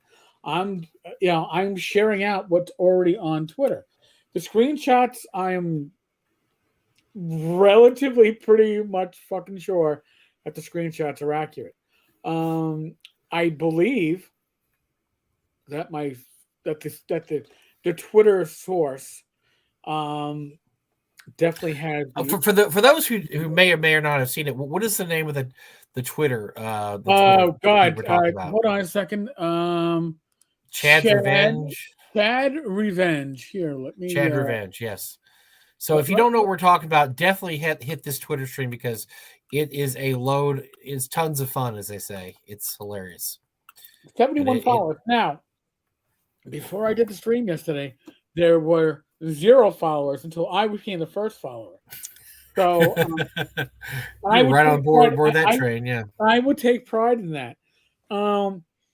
So TSR insider, hater of grifters, users, liars, setting records straight of the real TSR. Now, by the way, straight is misspelled. So I don't know if that is. Hopefully, this is not Lanas under a pseudonym, but I don't know if that is an ode to the Lower Lanasians. Like, well, I worked under Lower Lanasian for X number of. That could be funny. That could be funny. Yeah, if they did it on purpose, that's funny stuff.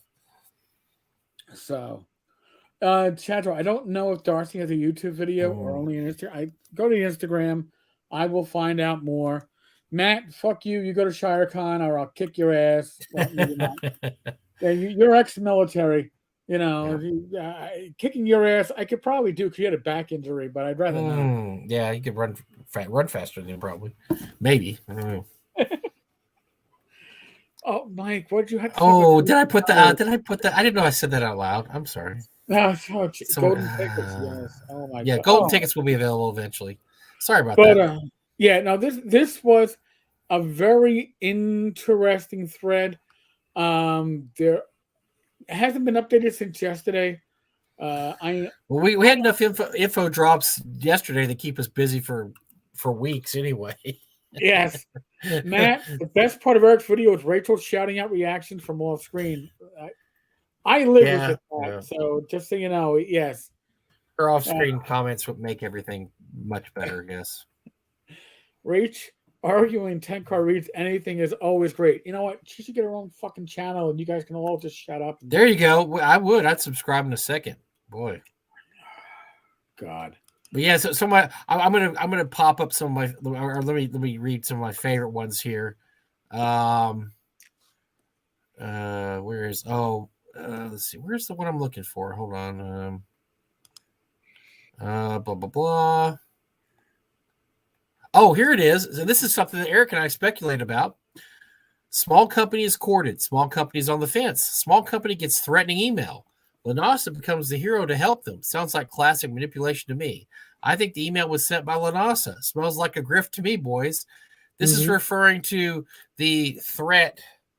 The anonymous threat from an email that could not be responded to, by the way. Yeah, the Wizard Tower Games got that said, oh my gosh, these guys are being attacked by the terrible, horrible, people that like Tenkar. It's Tenkar has done this. It's all Tenkar's fault. And then we obviously went on there and we're like this is suspicious, and we're not going to say anything. We're going to say whoever made this threat's awful human being. But I used the word I won't repeat because it'll demonetize us. And then they ran onto another show, and Michael Halvermail did a whole show about here it is, it's so horrible, and they just went on and on about how horrible it was, and yet it was just a real weird thread. It was just weird. There was nothing about it that rang true or that made any sense. And so, yeah, I think that's interesting conclusion, because I kind of came to that same conclusion as also, which this wasn't a real threat. This is a setup. Now, I don't know whether there was a setup on the part of the game company or if they actually legitimately got a threat and that part was the setup, but there's a lot of that stinks to high heaven, that whole situation. Well, now here, I'll add a little background information. I talked via email with Don Samora. He is the principal behind Wizard Tower Games. He's the one that designed the Dungeon Crawl board game, which was then sold to TSR, which had the Tenkarian Gibbler, which, by the way, Rachel loves it. And I should have ordered 2 copies because she wants her copy of the card, I think. But in any case, Don said, he's like, was there an overreaction maybe to the email? He goes, possibly, but the overreaction was from the side of TSR. So, I mean, coming from somebody in law enforcement, the complaint would have to have been Don. Don would have had to have made the complaint with local law enforcement or federal law enforcement. Federal law enforcement doesn't give a shit. They'll tell you this, because I've been told that when trying to refer things to federal law enforcement. But the person that made the complaint was, I believe, Michael H. So, again, does it seem suspicious to me? It turns on my spidey sense. I can't prove it one way or the other, but it certainly gets my spidey sense. How often does somebody get one threat and then never get another threat? Isn't that odd too? Usually, if you have somebody that's really hot for you, you're going to get numerous threats. They're going to keep threatening. I mean, not always. I'm just saying that seems to be a pattern of behavior. People like to threaten people like that. Yeah. You should not be associated with TSR because they ban mumbo jumbo, and people like you are going to get in trouble. I have my issues with the threat, but again, I don't have enough to say definitively one way or the other. And when you don't, you kind of go with the idea of, all right, so it could be a threat. We'll treat it as such. That's my background. But there's no actual threat of physical violence, and there's not really a threat of commercial issues there. We're going to boycott. What actions were taken? What? We're gonna badmouth you? This is fucking online, the internet. Everybody gets badmouthed. I get badmouthed. Mike gets. Oh no, Mike doesn't. Yeah. Everybody I think I got bad mouth along with you sometimes. So sometimes we get jointly. You get like collateral damage. Yeah. Yes. Yeah. You don't generally get your own hate mail, man. You get the Tenkar sucks and that bad Mike too. I've got hate mail about North Texas before, but honestly, I had not in a couple of years. We used to get hate mail for North Texas, but we don't anymore. So I guess nobody cares about us anymore. All right. Well, what can I tell you, Mike? You're not evil enough. Yes, Ty. Pick me, Mr. Carter. Mr. Ty Beard, we're gonna have to pick you one day because we may need a legal mind to chime in on some bullshit. So we'll wait till Lanas has done something absolutely criminal that we can talk about because he's been shady, but nothing. Look, the whole thing about the lawsuit's funny because one thing Chad's Revenge makes perfectly clear is that they did not win this lawsuit, and he's presenting this as we won. It's canceled. It's canceled. We won this lawsuit. That's not really how it works. No, it wasn't. It wasn't canceled. It was basically postponed, man. It's basically like we're gonna put this on timeout as your other legal action goes to the courts, and once that's decided, you've got 3 weeks less 1 day. You got 20 days to come before the court and tell us what's going on. Are you going to come to it? Are you guys going to come to an amicable agreement, or do we got to take this shit real? But I mean, I believe the Indiegogo came in at under $6,000, so they couldn't even raise $6,000 for their. Well, apparently, according to Chad Revenge, the lawyer cost $7,000. So they lost a little money there, but the bunch of idiots that gave Lanas the money were able to pay part of the lawyer fee. So good job, people. But now, which lawyer fee was it? Because remember, there's 2 legal actions going. That's true. Yeah. Well, there were I don't know. Yeah. Does that include the lawyer's fee for the legal action that was the Coast filed against TSR? Or is that the lawyer's fee for filing against Wizards of the Coast twice? Chad. By the way, Chad Revenge just had 4 tweets in the last 10 minutes. Maybe he's watching our show. Holy shit! Maybe he or she is watching our show. All right, hold on. So we have 4 new tweets the last 10 minutes. Let's see the evil. The evil DM is a shitbag Schrader. He's an Lanasa ass kisser.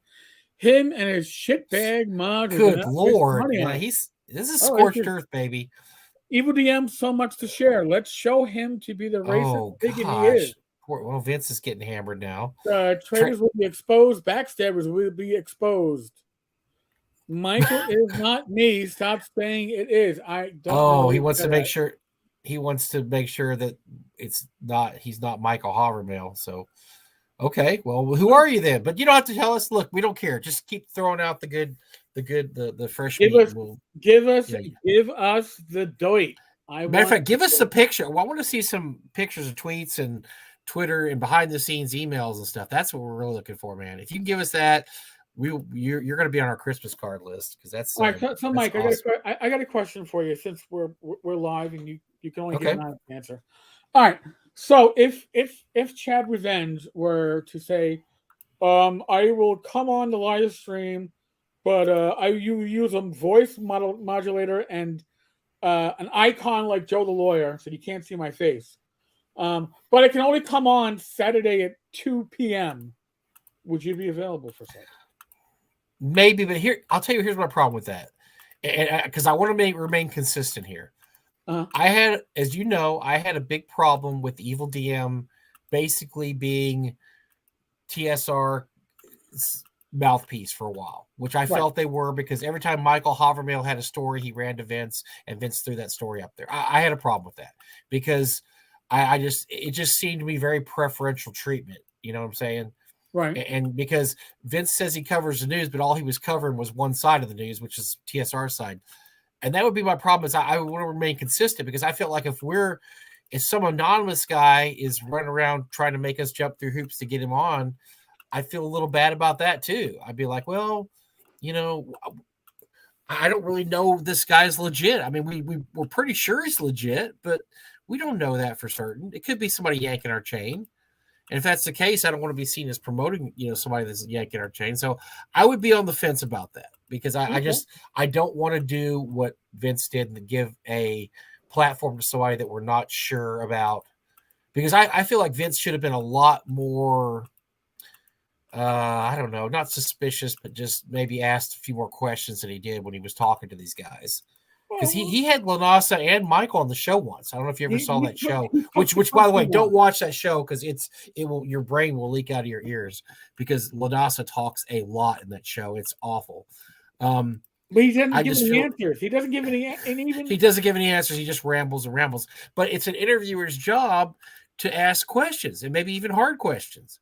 And I don't feel like he did that. I don't want to be in the same situation where we're like, okay, do we ask this guy the hard questions? Because my first question would be, why is your identity hidden? Do you still work there? I mean, is there some reason you're not revealing your identity? Because that would take away all doubt. If you said your ex person, and then we're like, oh, okay, well then now we know what you're saying is the truth. So they said like, hey, Dyson. With that, I'm not saying it. That would be that couldn't happen, but it would be delicious. Matt Jackson. I've only gotten hate mail from S. John, Ross, and Dyson. Guess I'm not even enough. Listen, yeah, well, Dyson's a piece of shit, so you're in good company. So. PMs from Dyson, where he sent me hateful PMs and then blocked me, which apparently is he's a drama queen. So. But by the way, folks, Dyson was the one. Dyson got on my ass list when he posted that this feud with you and Lanasa is all fake, and you've worked it all out with him, and you're doing this just to get, just because it's all fake. I mean, because Lanasa's the first one that posted that this is all fake. He believes everything that Lanasa believes. This is just to get his ratings up because we're so into ratings. You and I, Eric, this is our big motivating thing. Yeah, I know that I check ratings all the time. Yeah, I'm because our 43 cents we get every month. I mean, that's a very important. No, dude, we get more than that. We average like $2 a day. So hey, I can't ride the New York City subway system. $2 for one way, but in New York City, I don't think I can get a. Let me assure you, Dyson, if you're listening, that $2 is not worth it. Now, throw like $2,000 at us. Yeah, okay, we might compromise our principles, but $2 is whatever we have. Yeah, so that was Looney Toony on his part, but he is kind of a Looney Tune. So that was. Yes, that was hilarious. Yeah, I saw that. I was like, dude, what? Come on, man. I don't get bad mouth. I give bad mouth. You're right, Ty. Whoa, hey. It didn't come out right, Ty. Thank you. You're a lawyer. You're supposed to be able to talk in a proper manner. So Shad says, Mike, we know why Vince was kissing Just Ass because the Vince Ernie project is late. We don't dislike Vince at all, do we? Eric? No, at all. But he got himself in a really bad. He hooked up with it's like your buddy. You have a buddy in high school, and then for a while he starts going out with the bad chick, and you're like, dude, this chick is bad news. And of course, they don't want to hear anything because the bad chick's hot, and they're like, hey, and it is given out, and you're like. Oh, yeah. You're like, well, dude, come on, man. This is going to work out really bad. You try to tell the dude the bad chick is not, and they're like, no, man, the bad chick's okay. And that's where Vince was. Vince got in bed with really crappy humans, So, I mean, he's still a good writer and he still, does some good shows, but this should not have happened. Vince is smarter than this. This should not have come down to, he should not have hooked up with that. Ernie's not going to do any. Ernie helping you with your module is not helping you with your. Ask Benoit about that. Ernie giving you help is not going to really help you. So, yeah. So I don't know what's going to happen with that. I guess we'll see. Hopefully he will distangle himself from that. So. Well, and I'll say, listen.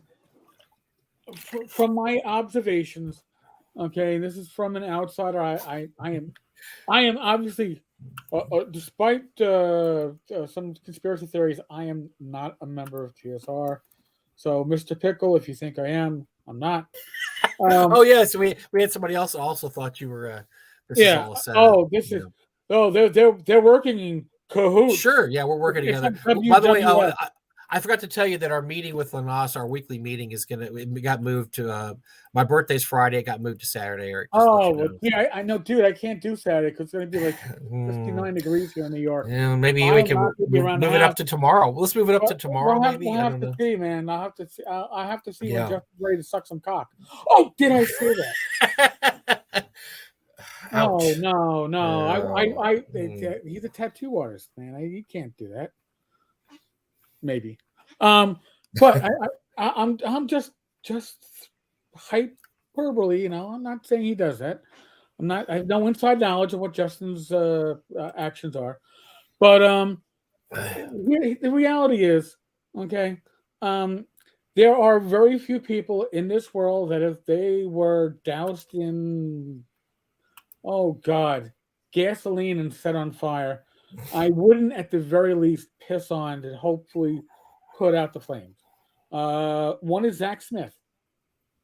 I still think Zach does some amazing work when he writes RPG work. He does some shitty work too that I don't really like, but he's a miserable human being. Absolutely miserable. Right, he's a miserable human being. I would not waste my urine on him if he were going up in flames. There's a plant over here that needs to be watered. Zach can burn. Yeah, I got you. Now, again, I would say the same thing about Justin. If he were going up in flames, I'll revise that. I would probably say, Justin, if you want my help, all you got to do is publicly declare that you want to apologize for threatening me with legal action, and then I would. He will never apologize. I guess I wouldn't be able to piss off.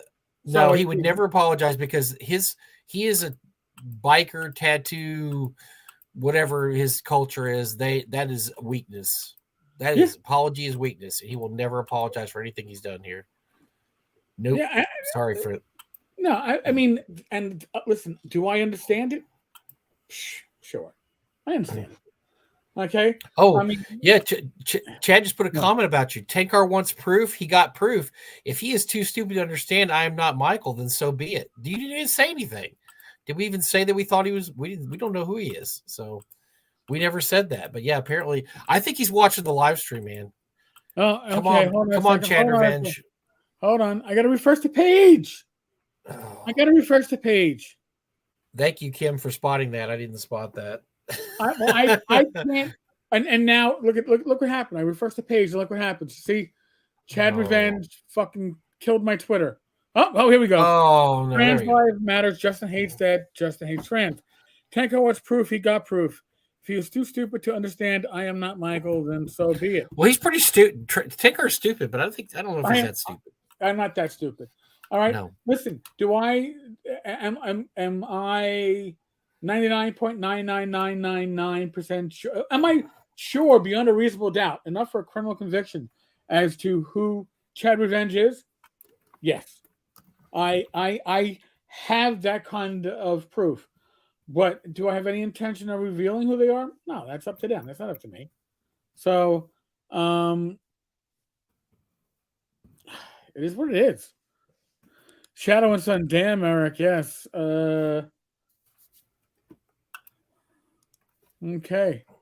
So Ty was obviously actually doing his real job this week because he doesn't know who Chad Revenge is because he would know. That's he's for those that don't know, he's an insider that supposedly come clean and give inside information. Yes, Darcy, welcome back. Oh, hi there. Darcy's back. Have you been watching the bag of shit that we're going to call the last hour of the lifetime? One of my kids said, "What were you doing?" And I said, "I was on a YouTube channel." And she said, "Oh, what was it?" And she looked it up. She said, "They're still going." Good Lord, yeah, of course we are. Listen, our first hour is usually with our guest, and then our second hour, if our guest wants to stick around, we talk about current events that are going on in the gaming industry. Usually the OSR. This is the only reason I tune in usually with you, Tenkar, is just to hear about what's going on right now and who's backstabbing who and what the latest legal gaffe is. The bags of. Listen, I never did this. I used to spend my summers in the country, in the Poconos. I never did the burning bag of shit where somebody comes out because there's oh my God, there's a bag burning on my front porch and it's filled with shit, and you laugh as they stomp it out. I did other stuff that got me shot at. I will admit that freely. But we've not seen so many burning bags of shit as we have in the recent, I don't know, my couple of months, man. It's been an interesting time. It really has. We never really did that here, but I understand it's like a Halloween custom. Well, the Halloween customs in the country are also like taking toilet paper and throwing them over phone lines and around houses. Oh yeah, that's never going to happen now. COVID's here. Oh no. That's like gold. Possibly, perhaps trying to peek in through bedroom windows with a ladder when you're 15, and you think it's the minister's daughter, it winds up being the minister's bedroom, and then somebody comes out with a shotgun because you got the wrong room. I'm not saying that happened. I'm just saying I was never shot. Not saying I was never shot at, but yes. Oh my God, you guys are in charge, man. I got to catch up with these comments. These people are out of fucking control. Yeah. Hey, wait, you got another comment. Kim, stop, please. You're really blowing my. Just called you a drama queen, Eric. Prove it, Ben. Sick of all this shit. Prove what? Prove what? We can't prove anything. Prove that this is not Michael. Right. Well, we're never going to prove anything. We don't have 100%. I can't prove who it is, and I can't prove who it's not. Yeah. Because if I prove who it's not, right, then that's removing somebody from the possible equation. And this is a small pot. Yeah, this is a small pot. We can't remove people. If we remove people, then we're going to be. That's basically revealing who it is. If we start removing people from the pot. So I'm not saying who it is. I'm not saying who it's not. It's not for me to reveal anybody. So children should not watch this show. Thank you, Mike. Well, I believe that to be true. My wife watches the show, and honestly, she shouldn't be watching this show, but she probably is right now. I haven't got a text from her. Usually, I don't even tell you. She usually texts me during the show and adds hilarious stuff. I should probably bring that up more often because some of the stuff she says is pretty funny. But yes, my wife shouldn't watch this show either, honey. Don't be watching the show. Chadzar, I love you a long time, Chadzar. Thank you. Oh, so Chadzar wanted. Does Darcy have a YouTube channel to share? Darcy, do you have a YouTube channel? People were asking us. I am on YouTube. I don't really put anything on there because I don't have time to do this. I'm too busy, working on excellent ideas. Excellent. Hey. So, quite a few people were wanting, especially when I started sculpting, wanting to see how I did that, and maybe I could do a YouTube channel where I'm sculpting. And that's a lot of work. You've got to have the right gear to make it look good. Usually have 2 or 3 cameras on, and then that takes the joy out of sculpting for me. It's like someone looking over your shoulder to make sure you're doing it right. It's when your hobby turns to a job. Yeah, you don't want your hobby to be a job. Obviously, yeah. Whereas I'm pretty sure Eric doesn't treat this like a job. He quite enjoys this. Oh God, no! Do we treat this like a job, Eric, or not? Listen, if I screw up on one of the regular videos, the ones that aren't live, I literally stop it, go shit or fuck. And I go, okay, Rach, you got to be quiet for the next 15 minutes. I got to do this again. She's like, but you just spent 10 minutes. I go, yeah, I don't know how to edit. So I just got to start new. I have no script. I talk, whatever. This is as unprofessional a professional show you can get. It's cable access. Yeah. In the United States, cable access when I was a kid meant we got to give free time to the jackasses that think they should have time on video and on TV screens, and this is how we give back so the government doesn't get mad at us. So the cable company had a channel devoted to that. This is what we do. I'll be honest with you. This is, and I will have to thank you for something, Eric, because you made some of my dreams come true. Because there is nothing I wanted more when I was a kid than to be a cable access channel. We had them in the late 70s and 80s. When they first started doing it in my area, they would have these cable access channels, and we're talking low quality. I mean, fold up chairs, guys with glasses sitting around a table going like this. And I was like, I want my own cable access channel because I would do a great job doing that. And so here we are, 40 years later, and we basically have a cable access channel.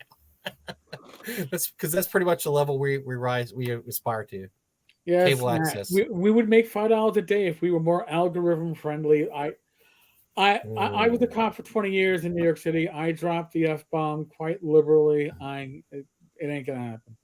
Okay, if you have an F-bomb free episode where I don't, come on, it's a word that's an adjective, it's a noun, it's everything. It's a verb. You can't go better than the F-bomb. So Eric, for those who don't know, Shadow says, I love YouTube. She does my Twitter. Well, Eric and I wanted to do this like years ago, didn't we? Yes. We talked about this for years because we would be at a convention sitting there going and just laughing and riffing on people and seeing people. We go, man, we need to turn this into a show. This is fun. But it just, everything got in the way. And then Eric almost died. And then we had COVID. I mean, just everything. We kept thinking we were going to do this, and it just kept getting pushed back and pushed back and pushed back. So, but yeah, we thought about doing this for a long time because we thought, man, who's going to want to see a bunch of two idiots? Oh, thank you, Darcy took off. Who's going to see these two idiots talk about idiot things? And we just thought that'd be the greatest channel ever. And we're never going to do it, but we did it. So, and here we are with 1,100 subscribers. So we got some idiots. 1,170 some odd subscribers. Yes, so we're getting there. Slowly crawling up there. By the way, if you haven't subscribed, please be a subsber. And please give our videos thumbs up too. Thumbs up help too. Thumbs up help. But by the way, I'm gonna just tell Chad Revenge. Listen, if you want to reveal who you are, we will gladly give it wings. But we're not going to do it on our own. And again, we can't confirm nor deny anybody who's behind Chad Revenge. So we're not going to make guesses on this where we don't want to be like other shows and just do we think it's this. And this might be interrupting your flow here, but never. This Tenkarian gibberer. Apparently, Shads wants me to sculpt that thing. I don't think it deserves that sort of recognition. We'll have to send you a picture of the Tenkarian gibber, but I don't think we have the rights. I don't think we have. Oh, we don't have the rights to it though. No, we don't have the rights to it. No. Yeah, that is the Justin Lanasa. I'm going to make fun of Tenkar card for his Dungeon Crawl. And you got to admit, he used all his best grammar and. Oh God, yes. I mean, the grammar was excellent. I mean, it was pure lower Lanasian, and I really wish we had thought of that term like 6 months ago. It would have been perfect, but it comes down to what is it that you can truly This is so funny. We've never had a guest leave and come back, so we have questions for you, Darcy. So Lou has a question. Dandelion Games Lou has a question for you. Okay, so sculpting advice for amateur sculptors, because I believe amateur is what I am too, because amateur means you do it because you're loving it, not because people are paying you lots of money to do it, although that would be lovely. So I use a magnifying glass. I tried the goggles and they're just kind of claustrophobic, but they don't seem to work right. So I'm either using my naked eye or I'm using a magnifying glass, and you can get them quite cheaply, probably in the States, maybe $70 US, and you can get a 3 times magnifier glass with a LED light on it, and you just put it in front of you and work, and it's great for painting too. All right, good deal. Awesome. I have no artistic talent. My parents are both painters. They do work in oil color, oil and some watercolor. I can't do shit. Okay, I could so probably paint minis when I was a kid. well, let's spash these questions out. While we're here, we'll just like hit them out of the park. There you go. Tied to the Lanasa steal the name Tenkar for the creature. Can Eric assume the monster's name by default? It's a good legal question, but although you could say that I have trademarked Tenkar under common law, I've not trademarked it as a registered trademark. But it doesn't matter because that was a parody. That is true. It is a parody, and parody covers an awful lot.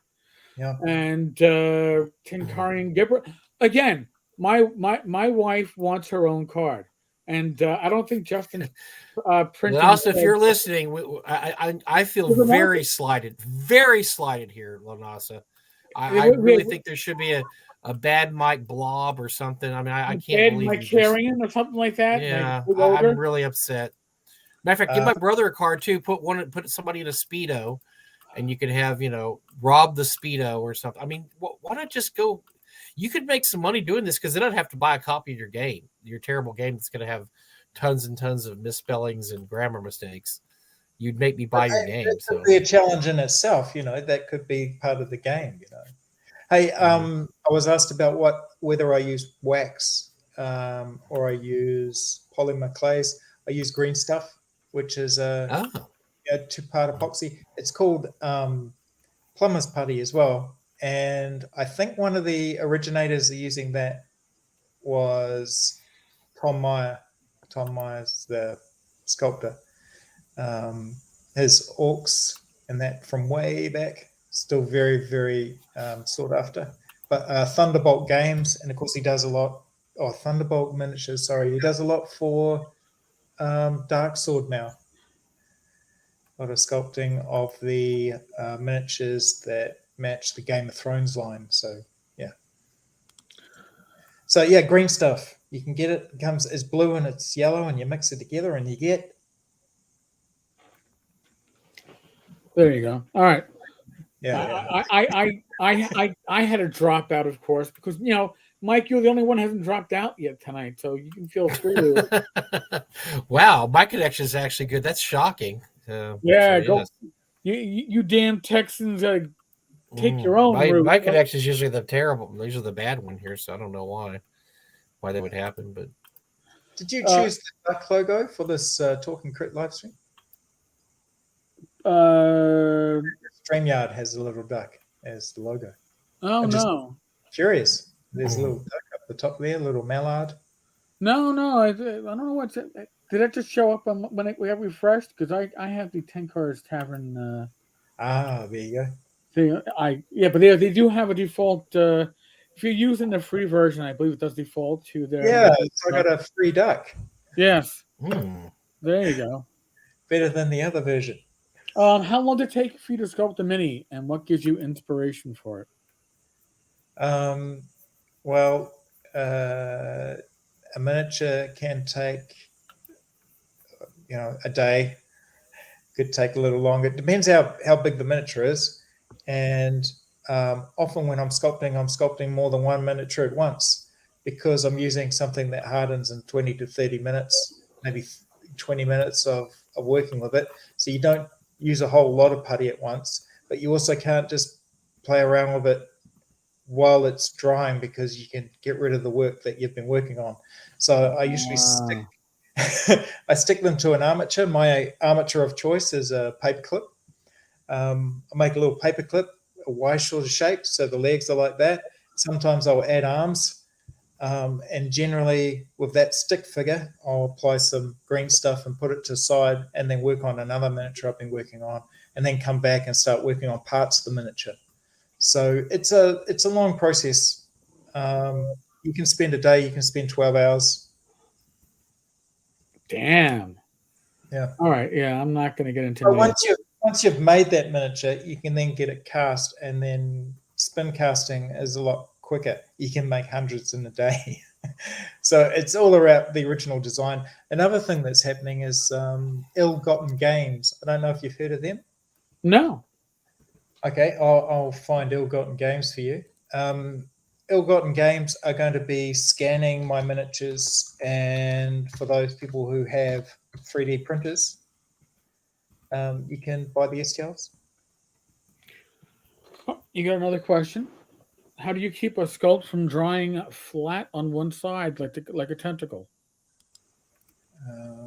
Okay, so well, that might be what you're aiming for. No. so I'm using a cork. Actually, I should have one.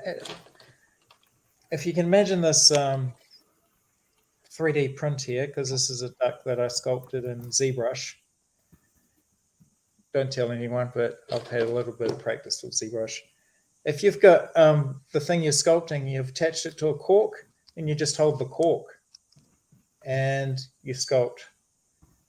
You need the magnifying glass. It's quite detailed work, but essentially that way you're holding on to this. You're not holding on to the miniature. How do you make sure a sculpt from drying flat on one side like a tentacle? So tentacles, I would use a wire, and I'd attach some green stuff to the wire. I've done that recently, actually. I could show you some tentacles. That makes sense because you're supporting it. Yeah. With the wire on the inside. Yeah. And when the putty is dry, it's solid. It's a plumber's putty, so it's an industrial strength polymer. So yeah, once you've done that, then you can just add detail on top of that. So it's all about a little bit at a time. You want it round on all sides. Yep. So you get the wire, you put the putty on, and you roll it, bend it when it's dried a bit. People actually know some of this. Shadzar, you're speaking Greek to me, man. Yeah, man. I'm about to say I'm so.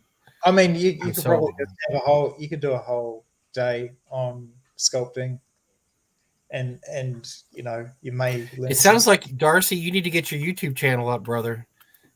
It sounds like you need a YouTube channel. You got built-in fans, man. You got a built-in audience.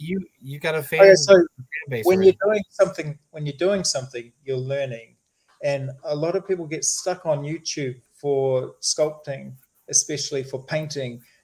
If you spend too much time watching, you're not actually doing. And things like painting and sculpting and drawing and writing, they're all doing things. You learn by doing it.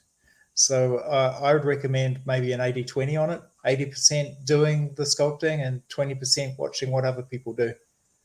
Favorite sculpting tool. I have a pin. I used to have a dental pick, but essentially I just use a pin now. I've got a pin stuck into a bit of dowel wood, so it looks like a pencil. I haven't got my sculpting stuff here, but it looks like this with a little pin sticking out the end. Okay. I just pin. It's my favorite sculpting tool. I also have a shaping brush. A shaping brush is like a normal brush with a rubber on the end. So instead of here, it has like a little rubber, and you can push and shift the green stuff around with that. It doesn't stick to it. All right, I see. It's just time. It's just really time and patience and doing it. Well, but that's pretty much anything. Whether you're doing videos, whether you're doing blog posts, whether you're writing a game, you only get better by doing. You got to participate. You can't spend your whole life just saying, "I'm going to learn how to do it." You got to participate in the process. Yeah, you learn by making mistakes. So if I do a little example here, I'm just going to do it. So you can draw that, and most people can do that. And there's a step-by-step process before you get to Da Vinci or or any of those other artists. I'm never getting toward Da Vinci, man. I'm sorry. But you can move away from stick figures. You could just like step away from that, and as you start to fill out, because the next step is you start thinking, well, I'm going to put some clothes on my stick figure, etc. Well, sculpting's very much like that. You're building out, so you're not carving away. You're sculpting out, so you're adding. And some of my early miniatures were quite thick and bulky because as I started adding layers of clothing, etc., they just got bigger and bigger. So it just it's like painting, many layers but thin layers. You have a recommended size for starter projects? Start small, start big. It's Kim. Oh, for doing a miniature? I guess so, yeah. Okay, so like when I started, the first miniature I sculpted was about 33 millimeters tall, and I was aiming for 28 millimeters. So I think you just sculpt with whatever you're comfortable with, and as you get better, you can. I don't recommend deciding I'm going to make a troll first, and the troll's like 75 or 80. Sorry, I'll talk in inches, 3 inches tall, because that's a lot of putty, and it's actually quite a lot of detail, and you'd probably learn more by sculpting 3 or 4 little figures, an inch tall. That makes sense, because you're doing more variable work. So yeah. But I wouldn't get hung up if your first miniature is too big, or that the hands look funny. You just get better at it as you go. Again, you only learn by doing. The process of learning can only take you so far. The rest of the learning process is by doing. I mean, I became a better writer because I've been blogging for the last 12 or 13 years. If you look at my early stuff, to say it sucks shit would be an understatement. It really was. I look back and I cringe. But you get your voice as a writer by writing. I'm sure as a sculptor, you get your feel, you get your sense, your touch, your depth perception by doing. It becomes instinctual, and but you can only do that by doing. You also, like you say, you develop your style, yeah. and that becomes quite a recognizable thing. If even if you're reading something, you can sort of tell whether you're reading Tolkien or Robert Jordan. The different worlds, even though they do the same thing. They're different types of author, different target audience, even and definitely a different style of writing. So I don't try to compare myself with the great sculptors like John Dennett. I just recognize there are giants, and he's still with us in the field. Okay. And you usually, when you talk to these people, you're encouraged by them because they're excited that someone's enjoying their hobby. So yeah. And that's really what it comes down to, right? Did I send a link through to you? Oh yeah, I sent one link through, and I'll find another one for you. Last link I see is from 10:03. So hold on a second. So that one there is for you won't be there. No, I won't. Well, but it's all right. Hold on. And the other one is for Ill-Gotten Games, who have contacted like John Dennett and JC Fairclough and other sculptors, traditional sculptors, and they've got a deal with us where they're going to use our designs, scan them, and then sell the STLs. So make the STLs available for gamers who have a 3D printer at home. All right. So this is a virtual GaryCon event that you have there. All right. It's my first time at GaryCon. Nice. I'm trying to stay off Facebook when it talks about all of these events because there's so much stuff going on Facebook that has nothing to do with what they're talking. Really? You think so? Yeah, you're right. Well, are you saying that Facebook is a lot of noise? Because I would have to agree with you. Social media is so much good in the world now. Yeah, you're absolutely right. Social media can be go ahead, aggressive, and it can be social media can be all about itself. It's almost like it eats itself. We talk about this a lot, Darcy. The problem is that you succeed when you use social media for your own designs and your own ends. You don't let social media steer you, and that's how you make social media work for you. Say, I'm not going to be manipulated by social media. I'm going to make social media my bitch. I'm gonna do with what I want to do with it. So and the problem is a lot of people have a problem with that. They react to social media. I was listening on this is old school. I was listening to the radio today, and and on the radio they were talking this wonderful person who I have no idea who she is was talking about being active on Twitter as an author, and she said if she raised anything that might be slightly seen as feminist, she would have 40 comments from angry men calling her every name under the sun, and none of them are polite. And that sort of aggravation, when you're using Twitter as a platform to help promote your work as an author, that's one thing. But knowing that you're in that toxic environment when you're treated basically so badly, you're treated so badly, and they have access to you through that platform. So she just got off Twitter for a while, and only goes back occasionally. But I can understand how social media has its good stuff and its bad stuff going on. I tend to look at your posts, even Tenkar's Tavern. Even the people you don't get on with so much are still allowed to post there.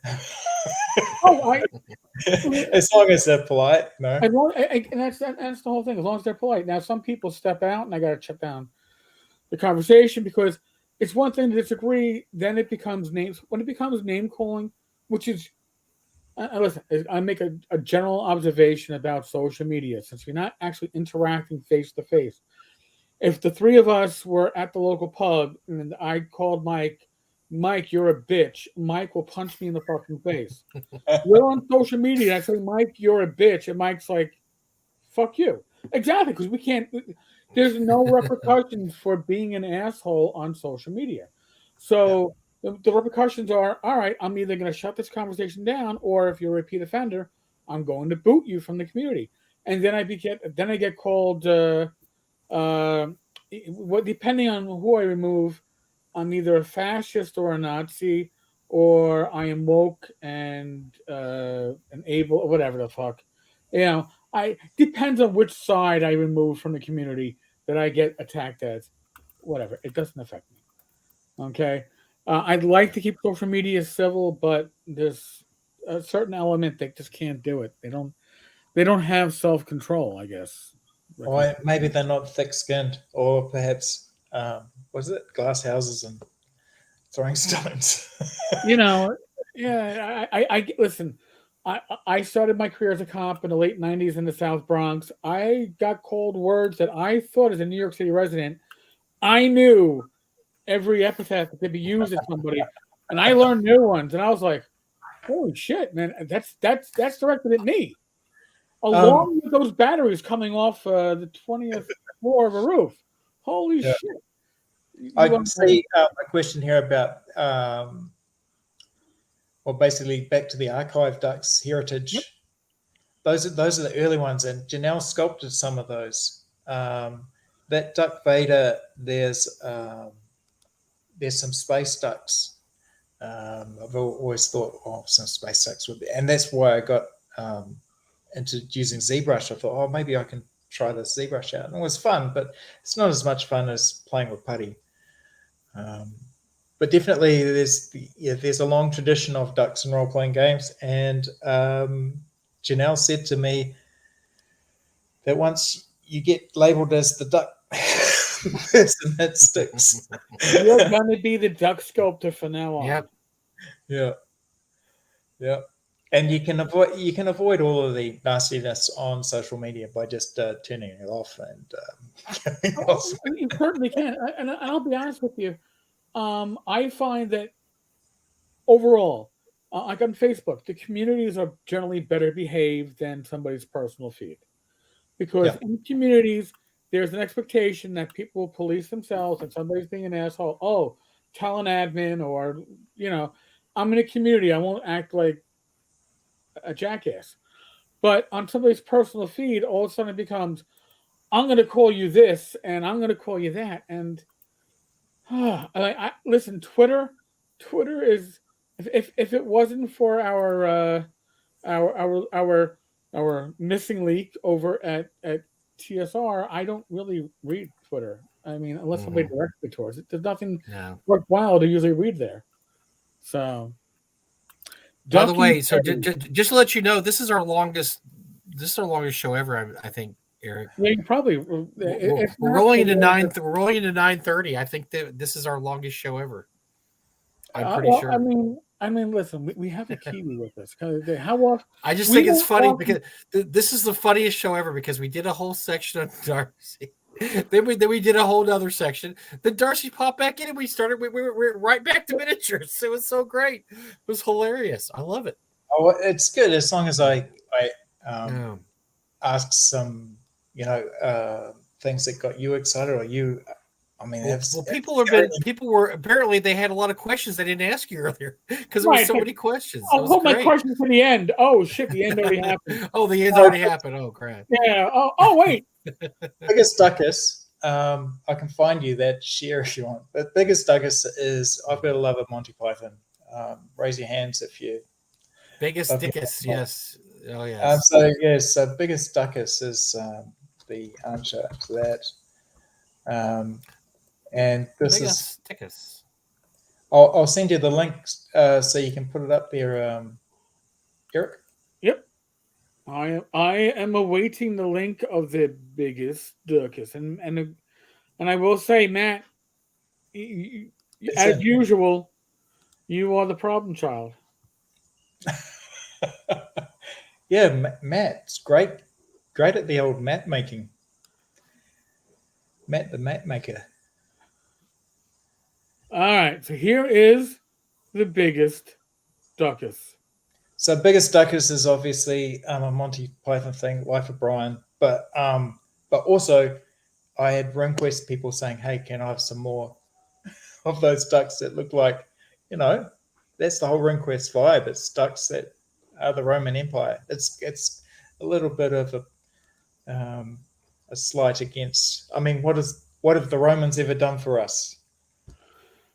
Is that a trick question? That must be a trick question, Darcy. If I start going into that, I'm a history major. I'm not going to go into that, but they've done an awful lot. But I'm going to just, man, I'm going to say you've probably had the most active commenting community of. Yes, we're going to have you on again. Because apparently, yes. More comments than even John Peterson, and John Peterson is the historian. He's the historian. In a sense. Shattuck and Son. Geez, Shadow. Thank you. That's going to be stuck in my head. We are coming close to the 2.5 hour mark, which will turn Mike into a pumpkin. And probably turn my bladder into something I don't need to know about. I don't think I had dinner tonight. Yeah, I still got to get a late dinner here, man. Oh no, I did have a pub dinner. It was a wings and I know what your pub dinner was. No. It was wings and shepherd's pie and chicken parmesan and baked ziti. It was a really nice dinner, so I really can't complain. Gosh, Eric, I play a duck in RuneQuest. Yes, and I'm going to be kicking off that RuneQuest campaign probably in a month and a half, 2 months, as I gear up for it. So Matt, yes, because Matt's in my Monday night group most days. So yes, Matt, you can participate. He'll be a duck. See what you did, Darcy? I'm going to blame this on Darcy. When the rest of the group goes, why do we have a duck in the group? And I'm going to say, because the fact that it's Matt, I'm going to say it's because of Darcy. So there you go. Maybe they're the new Hobbit. Who knows? No, I doubt that. I really, really doubt that. Oh, it could be the new Kobold. You just got to give them something. Like Kobolds became very popular when they made them immortal. I'll pick. Listen, I have my RuneQuest 3 Apple Lane nearby. I'm sure I can pull it out for more I've ducks. got hang on. Oh yeah, I've got something here for you. Since you're going to go back that far. Duck Pond. Oh, and that's, Mike, do you have that in your collection of Judges Guild? I have. 1 second here. Talk amongst yourselves. Oh, because Mike has probably the largest collection of Judges Guild material anybody has ever seen. So yes, as Mike turns into the pumpkin, he's going to probably come back with some Judges Guild RuneQuest stuff. Yeah, I do. I collect old things. So all right. I've got a few of these, and I've got Broken Tree and a few copies. If anybody wants them, let me know. Contact me. I have many copies of these, and I think I can't remember. I sold them for maybe $10 a piece. I don't know, but I've got quite a few Duck Pond, and I've got Broken Tree in. But yes, Duck Pond's a great one. I don't have any of the others, unfortunately. Any other? Okay, I'll get my people to talk to you. Your people, Mike. I don't have Broken Tree. But yes, I bought a collection many years ago. It was 200 boxes of Judges Guild stuff, and there was quite a bit of Judges Guild RuneQuest in there. Unfortunately, I sold out of City of Lake Tibor, and there was another one. I can't. But there's a couple of they had 4 or 5 RuneQuest titles, but I've still got Broken Tree and Duck Pond. So, Chad's Giant Lands does not have ducks. I refuse to read anymore unless we have $1,000 charity raise. For a real play live stream. Otherwise, we ain't doing it. Yeah, that hurt. That hurt. We're going to save the industry. Yeah. Thank goodness we had Skeeter with us last week. I don't think I could have done that by myself. Thank you for bringing Skeeter. That would have that was painful. Skeeter invited himself, so he's like, I got to be part of this. So God good bless for him. Skeeter. Thank you, Skeeter. The only time I've ever loved you, Skeeter, was last week. Because I could have done that alone.